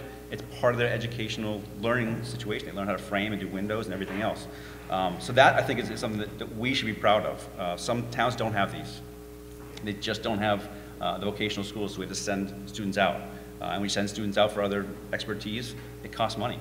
We send out for animal husbandry, for example. That's when we have to send them to a voc out in Taunton or somewhere. It's expensive, quite frankly. It's similar to a sped cost. It can be $30,000, $40,000 to send someone to that appropriate education as they request. So I think there is a lot to be proud of over at Silver Lake. I mean, it's a very competitive school. Teachers are fantastic, and I think as I've been there for a year on the school committee, you realize and you find that the passionate teachers that kind of push the kids. So I appreciate all that for them. Great. Thank you. Ms. Lopez, same question. What aspects of the Silver Lake Regional School System bring pride to the town of Kingston? I would have to agree that the CTE program is a gem. Every time a student comes from another district to CTE, that money comes to our district. My daughter is in the Allied Health program. It's a fairly new program. She's loving it. She's going to walk out with a certificate and a skill that she can use if she chooses to. I think that it's great when we give our students opportunities to test out perhaps what they want to study in college without paying the $50,000 that they would end up paying in college to try it out. So every time we open up a program like that, we're helping our students before they graduate and decide this is a very expensive college trial. One of the things that I also would like to see more is more cross-curricular activities within the curriculum, where students are merging the arts and technology at the same time, because I think the jobs of the future are going to require students to have many skills, not just academics. Academics are only going to take them so far, but it's how can they merge different sets of skills. Those are the careers of the future, and that's something that I would like to see the school work more on. Great, thank you. Next question would go to you first, Ms. Lopez. The schools make up 52% of the total town budget here in Kingston. Do you think that's too low, too high, or just about right? I think the cost to the town is, you know, the human lives that are being educated here in Kingston. That is priceless. These are the kids that are going to take care of us when we're in nursing homes. These are the allied kids, the allied health kids that are going to be our nurses, possibly our doctors as we get older. I think that the human cost is the greatest asset that a town can give to its students.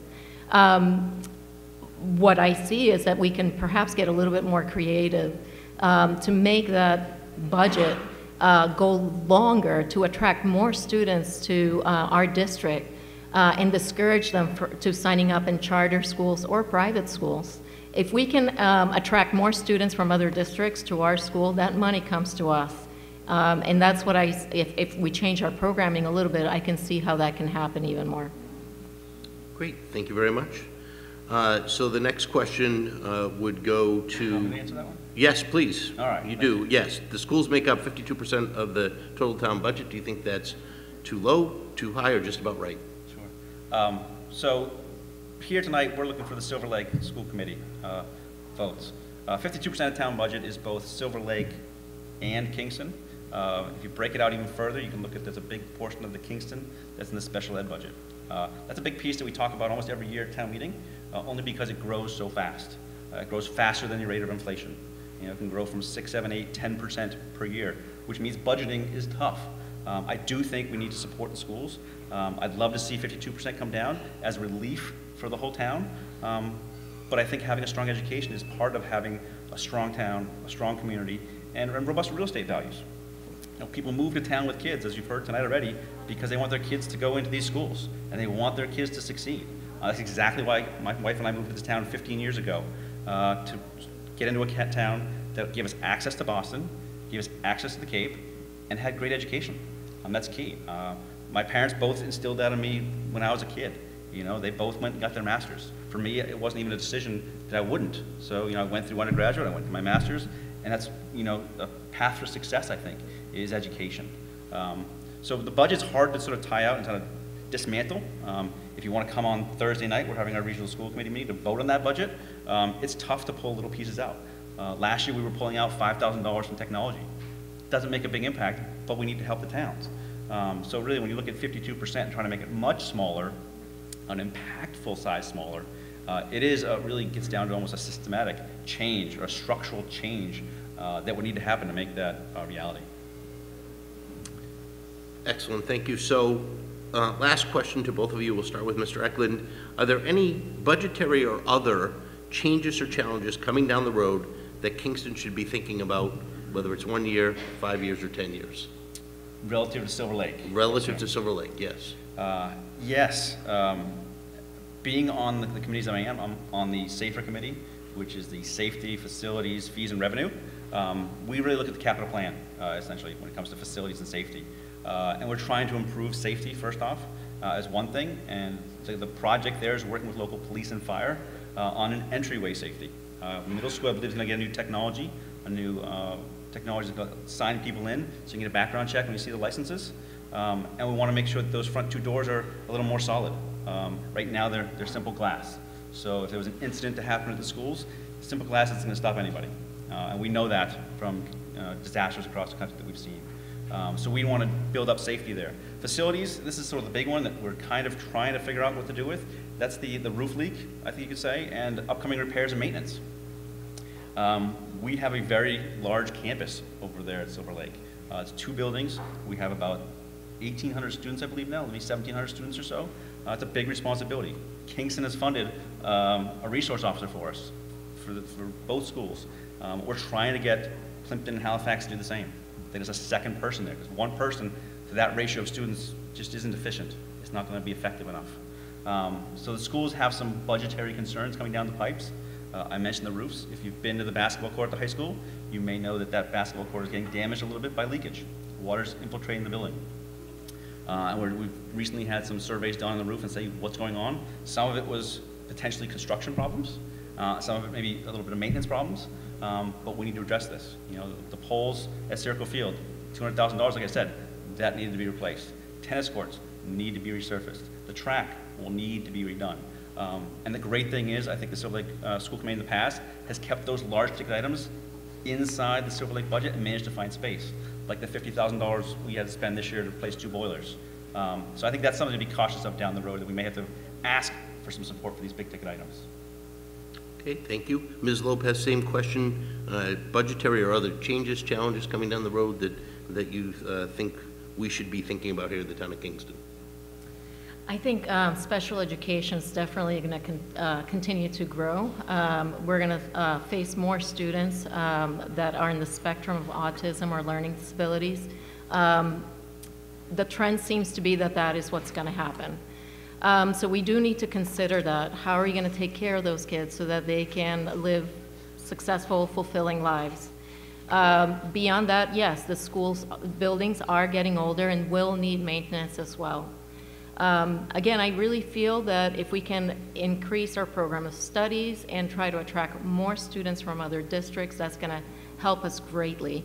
And we already have that with the CTE program. So what other cross-curricular careers of the future can we build into that program to attract students from other districts and discourage them from signing on to charter schools or private schools and increase our revenue that way?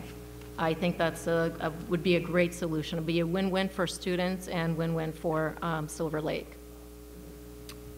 Thank you very much. At this point, we're at closing statements. I know it seems to go very quickly. It always does from my perspective. We have 2 minutes each, and we'll start with Ms. Lopez. Okay. Again, thank you for being here tonight. I hope that you will consider to vote for me for the Silver Lake Regional School Committee. My experience as a school teacher allows me to see the whole child development from the perspective of the student, and what are we doing for them as a school committee. I hope to bring a more holistic approach. The other day I went to parent-teacher conferences and I met with one of the teachers, and I just happened to mention to her, I think I'm going to run for school committee. And she said to me, wow, I don't know what I think about that. And it really gave me some pause, because I thought we should all be working together. We're working for the kids. That's who we're doing this for. How can the teachers, the principal, the superintendent, and the school committee all be in one team, knowing that, yes, we have budget constraints, but how can we all be in one team for them? This is who we're doing it for. We're doing for the next generation, and that's the generation that's going to take care of us. So I hope that you will vote for me for school committee, and thank you for being here tonight. Thank you very much. Mr. Eklund, your 2-minute closing. Thank you so much. First off, I just want to say how much I've enjoyed the school committee over last year. And in that process of learning so much, it came to light to me that why the 3 people who had been on school committee prior to me for 10 years and 15, and John Creed, almost a lifetime, the resources they were. And I think it's important as a school committee member now to commit to being on the board for a long period of time. The institutional knowledge you gain is critical. And from my background as a partner at a wealth management firm, I look at budget things all the time. I work with business owners on how they're going to maximize profit, how they're going to be more efficient. Those are problems that are common to me. It was the same thing when I was on the finance committee back in 2014, I think it was, 2011 to 2014. We're trying to find ways to do more with less. And the game is changing. When I went to the MASC event, as I said, that's a key advocate, that if you don't know what they're doing, you're not aware of what they're trying to get done, you've got to get involved. 9 members on the school committee aren't going to move the needle very far, right? We've got to work as a school committee of school committees to get some changes, to try and get our legislators to give us per pupil spending more than $25 per year. That $25 doesn't give us the ability to add services. It barely covers any inflation costs. So when we look at things like buildings that need repairs and we're trying to add programs, we kind of need the funding to make that happen. And so it is everyone's job, not just the school committee's job, to advocate and get us some funding. This year in particular, we're tight on the budget on transportation costs. We have to bring all the students in, and we have to bring in homeless students actually rides to school. Those costs this year are way up. We have contracts for these things with the bus companies, but we just need to make sure that every penny can be used efficiently. And that's one point this year we're having some tough times with. So I appreciate your vote. I'd love to continue on as Silver Lake School Committee member.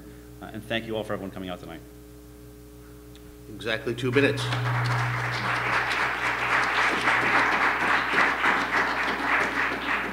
The audience is great at helping me out when we're done with the round of applause. Thank you both very much for your time and for being here this evening. You're welcome. We have moved along at a rapid clip. We have stayed on schedule. Our last elected office that has a contested race brings with us again 2 familiar faces, not just to all of us, but to this evening. Running, we have Peter Bonsek and Elaine Fiore. So if I could invite the 2 of you back up. We will talk about the race for Sewer Commission. We have done a great job with the time. We are probably going to parse this down just a little bit, maybe only 1 or 2 questions to stay on time, but we'll have plenty of time for opening statements and closing statements and make sure that I stay on top of that. Sticking with the theme, you 2 are running for Sewer Commissioner. We're going to start with opening statements, alphabetically going first. Mr. Bonsek, your opening statement, please. Well, I'm going to pass. I already said it for when I ran for Selectmen, so no need to repeat myself. All right, same opening statement. That'll save a little bit of time. Ms. Fiore. I've been fortunate enough to be a sewer commissioner for many years now. I originally came on board when Phase 2 was being discussed and whether or not that was going to be moving forward, and Phase 2 is down to basically the Duxbury line. When I was elected, I went to Mass Maritime and took a wastewater treatment plant operator course, and I passed it because I knew I needed the education to understand the project that was before us. The project for Phase 2 came in under budget 6 months early. It was actually construction, you probably remember it, pretty much 24 hours a day, 5 days a week. We got a project done, as I said, 6 months early. The wastewater treatment plant right now is at full capacity. And for the past 5 years now, we have actually been turning away businesses in town. Just a month ago, we turned away an 8,000 square foot office building that wanted to go at exit 8. There was no sewer capacity to be able to say yes. We also had the center of town. There was a business that came in, wanted to be farm to table. Again, we had to say no. We have had so many opportunities in this town for businesses, and we're at capacity. And that's just not a word. It's DEP regulations. We cannot accept any more flow. As sewer commissioners, we've been trying very hard to work and see how do you get more capacity. This time around, it's a planned expansion. That's why we worked so hard for the Mass Works grant.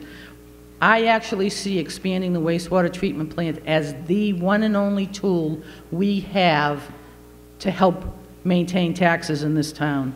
It will provide affordable housing if it's expanded. It will provide those businesses who don't even look at Kingston anymore, because if you're on the sewer line, the answer is no even before you start. It's unfortunate when the wastewater department, the sewer commission is pretty much the first department any business goes to if the property's on the sewer line, and the answer is no. That was, you got the signal. That was good. We finished it up under the 2 minutes, just barely. Next question would go to you first, Ms. Fiore. We often hear sewer expansion and economic development in the same sentence. Can you explain why that is and how that works? Okay, basically, just to continue what I was saying, to give you a perfect example, the center of town, A3 Pizza, that little strip plaza there, they wanted to, open a new business, and there wasn't enough capacity. So the Thai restaurant gave up seats in their restaurant so A3 could open up, because that strip mall only had so much capacity. So that's sad. So the Thai business is basically a takeout now with a few seats inside, and A3. We shouldn't be in that situation. A planned expansion, the way we're approaching this, we hope to have an article for town meeting, is it will be paid by those sewer customers who want the capacity through grants, and this is a big if the town wants to pay a set amount of money for potential future development. on the sewer line for town-owned properties. For example, the old fire station, that right now can only have one house, a 3-bedroom home. We've been approached by the Affordable Housing Trustees. What can we put there? The center of town is perfect. One 3-bedroom home. Those are the obstacles that we're trying to overcome, because we know treatment plant expansion, this town will pop with businesses and affordable housing, so people can stay in there, stay in Kingston, but have the families take the houses and have those who want to downsize go to an affordable housing unit. Thank you. Mr. Bonsick, the same question. Use of sewer expansion and economic development in the same sentence, how that works, and any ideas to share. Well, you know, everything needs to be done in stages and needs to be done when it can be affordable, okay? Yes, we could have had an 8,000 square foot building. The capacity wasn't there. 2-3 years ago, we're talking about the expansion was going to cost $15 million. Now, as the chairman of the Capital Planning Committee, I'm going to be meeting with the sewer commissioners on the 20th to talk about the upgrade or the expansion, which is $5 million. Okay, right now we have so many things on our plate, not only just the normal budget, but we're looking at the list that this year so far that I know of that's going to come to town meeting, that I believe is coming to town meeting, is a $2.5 million water expansion, an $8 million water treatment plant. I know the school needs a $3 million roof. With the grant, it goes to $2.1 million. So spending, again, this goes all about spending. Yes, we want economic development. I agree. But where do we put our priorities for the burden on the taxpayers? Okay? You got to put an 8,000 square foot, we're going to spend $5 million. I don't know how much capacity that will give us, but how long is it going to take? And of course, the burden's on the residents to pay for it. How long is it going to take for the taxes on those businesses to come back and reach the $5 million that we spent? So, again, I think we need to do everything in priority, and I don't see that as a priority to spending that kind of money for an expansion where we do have other parts in town that you don't need the sewer for a business. They have septic systems they can build. The next question, we'll start with you, Mr. Bonsick. As we know, the sewer department has an enterprise fund. How does that work, and any thoughts you want to share about the value of the enterprise fund? Well, basically, the enterprise fund is what they get off the rates of what they're using for the sewer, and it's supposed to be paid for, covered by the cost of using the treatment plant. So, but whatever they buy can affect the rates, okay? But if, like, we just spent last year $300,000 for some property for the future expansion, okay? Town's paying for that, not the sewer department. This expansion, my understanding is, the town will be paying for it, not the sewer department, not the enterprise fund. The enterprise fund is basically there to try to maintain, in my opinion, is there to maintain what we have there now. Ms. Fiore, same question about the enterprise fund, how it works, and your thoughts in particular. The enterprise fund is a fund, state fund, established, that the sewer users pay for everything related to the sewer plant, staff, operational costs, every single thing, and it's based on their water consumption and the cost to operate. I would like to say that the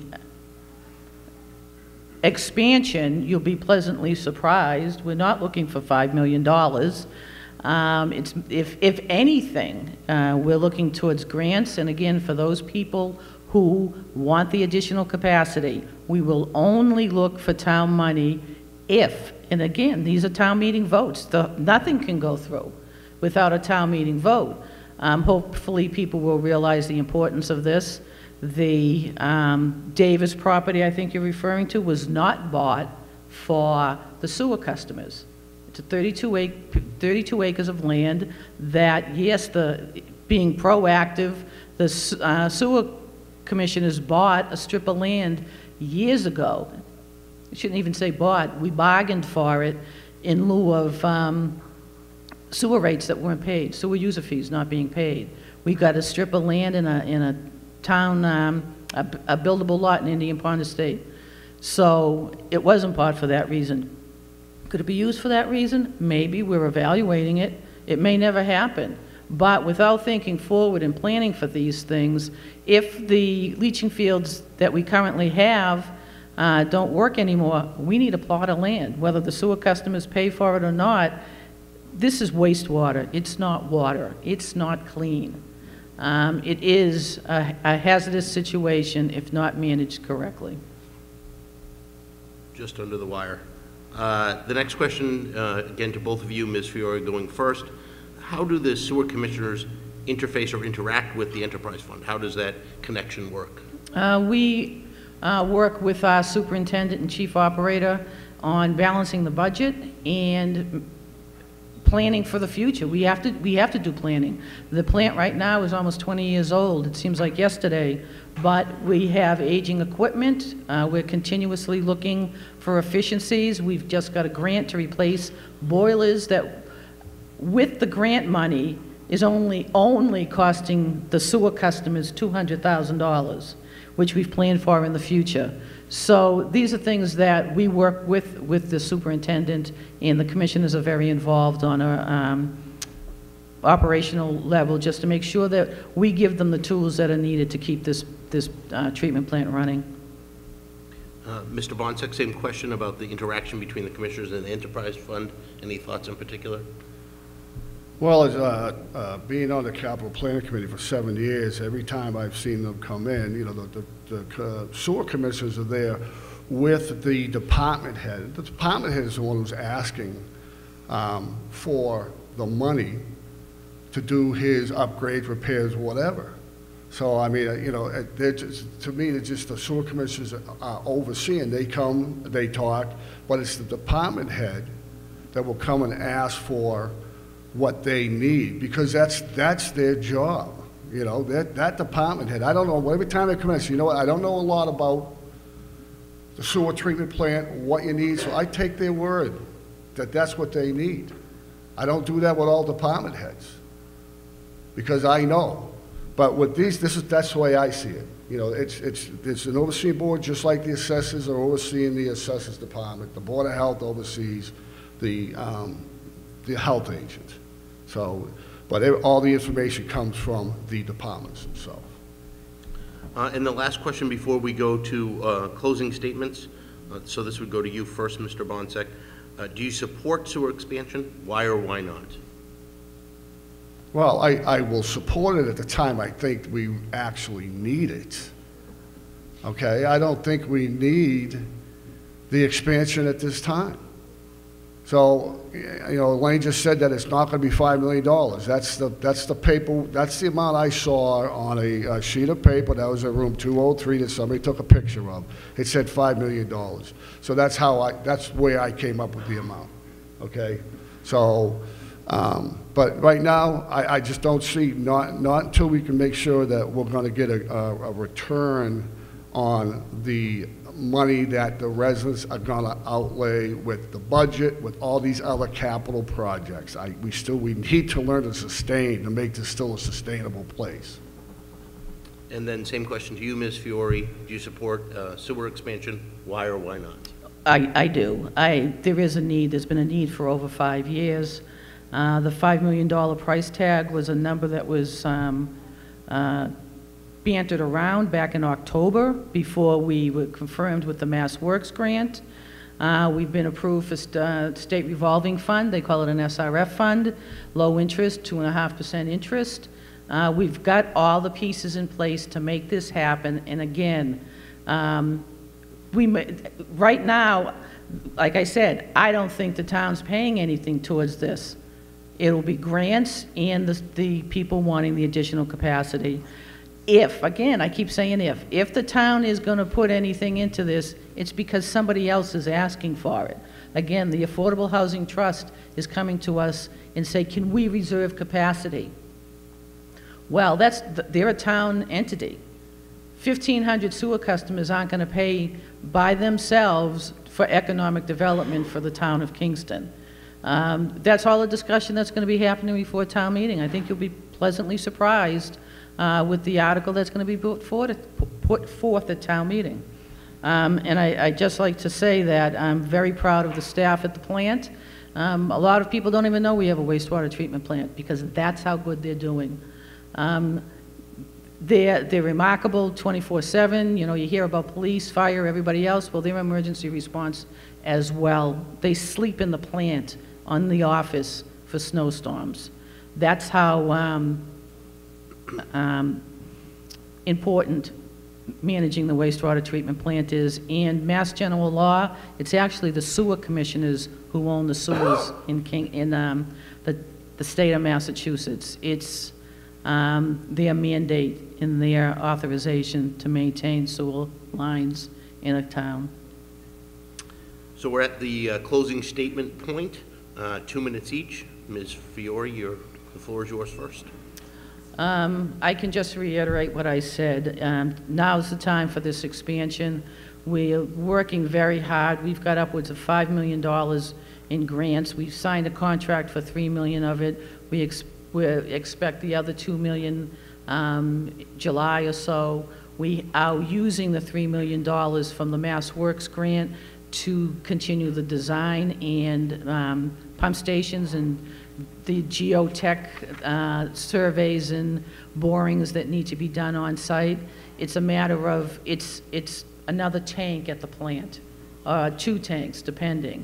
That's it. There'll be very little disruption in town by this. It's just adding a couple of more tanks, which unfortunately nowadays does have a hefty price tag, but this is the time with the grants and everything else. Otherwise, every year we wait, it's that many more millions of dollars to get it done. And again, Kingston stays exactly where it is because the sewer line is exits 8, 9, and 10. That's visible from the highway. That's our growth. Businesses aren't going to other sections of town that are on septic. They're coming to the visible sites with the vacant lots, and I think it's responsible to put this forward at town meeting and let the body vote on this. Thank you. Mr. Bonset, 2 minutes. Well, now that you brought up the affordable housing, my belief is that the residents of Kingston come first. So we should be worried about the residents of Kingston before we have to worry about making house affordable for people who don't even live here yet. We need to make the town affordable for the people who are living here, okay? As far as, I lost track of what else I was gonna say. Town meeting, 140 people. I'm gonna repeat that again, 140 average people will go and vote on a $50 million budget, an estimated $50 million budget. It's every year, and it's 90% of the time, it's the same people that vote yes to everything that will pass. To me, that's not a fair average. I know that's the way it is right now, but we need, if you really want to be able to have things get done, save money in the town, you need to come to town meeting. We got 9,000 registered voters. 1.5% show up at town meeting, 140. That's sad. But I know it's been like that for years. Because when I was 18 years old in Halifax, we had to call people up for a quorum of 100 people. I know that still happens today. So the town meeting needs to be changed so that we could also have more people vote on the subjects, the items that are there, because a lot of them don't want to go because, yes, it takes too long.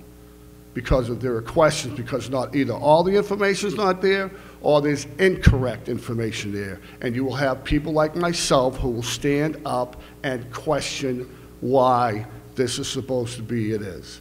So, time is up. Time is up.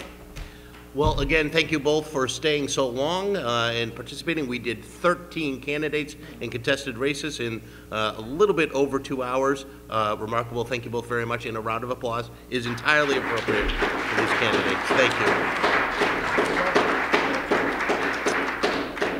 At this point in time, we've had a couple of candidates that are running for uncontested seats. They've stayed this time. If we could give them your attention for a few more minutes.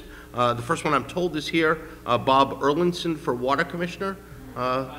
He did leave. All right, then the winner of the Stay With the Entire Program is Lisa Warren, who is running for the 3-year Library Trustee seat. It is an uncontested seat insofar as there are 2 for 2 seats, and she is one of the 2. Lisa, thank you so much for your patience and your forbearance. You get, we'll give you 2.5 minutes to say whatever you'd like, 3 if you really need it. Thank you very much. You're welcome.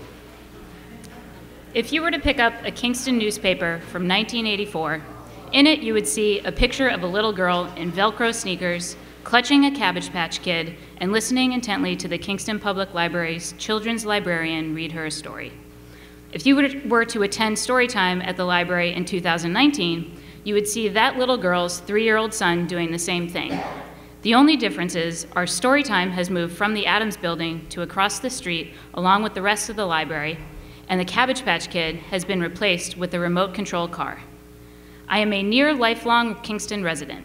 I grew up on Elm Street, graduated valedictorian from Silver Lake, spent 4 years at college in Chicago, where I grew wistful for New England seasons and Papagino's pizza, and finally returned to town and bought a house with my husband on South Street, where we got married in the backyard.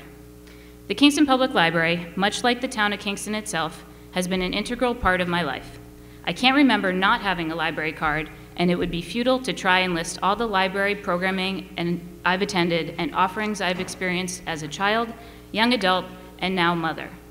I often think about the ways public libraries have influenced me, and now I fill my spare time trying to bring these benefits to others. During the past few years, I've been a member of the Friends of the KPL, a KPL Foundation board member, and have attended nearly every one of the KPL trustees meetings. I'm also a part of informal work groups with other volunteers and KPL staff.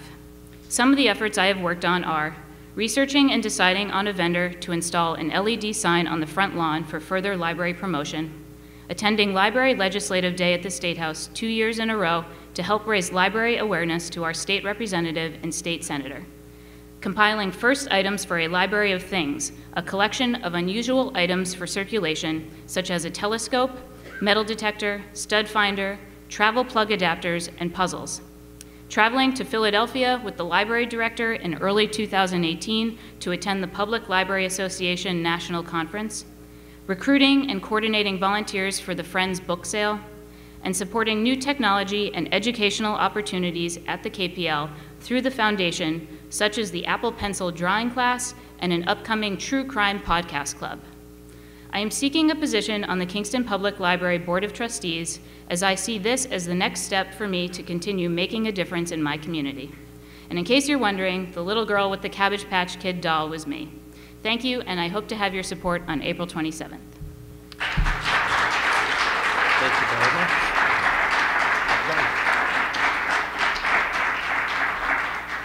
Well, I think that's a fitting way. I have a few quick announcements, a fitting way to end tonight's program. There is another debate that the Kingston Business Association has asked me to announce. The KRBG Candidate Debate Night is on April 3rd here at the Hilltop AA at 7 p.m. Again, I would like to thank the Kingston Business Association for sponsoring and hosting this debate for Candidates Night, PAC TV, and in particular Dustin Fleming and Ben Alexander for being here the entire evening, filming, Hilltop Association for the facility, and of course Eastern Bank and Donna I want to make sure I get her, Bokesh, for the food for the evening. You have been a rapt and attentive audience. As your moderator, I appreciated your civility. Thank you very much. Tom O'Brien, I've appreciated the opportunity to serve as your moderator this evening. Have a nice night.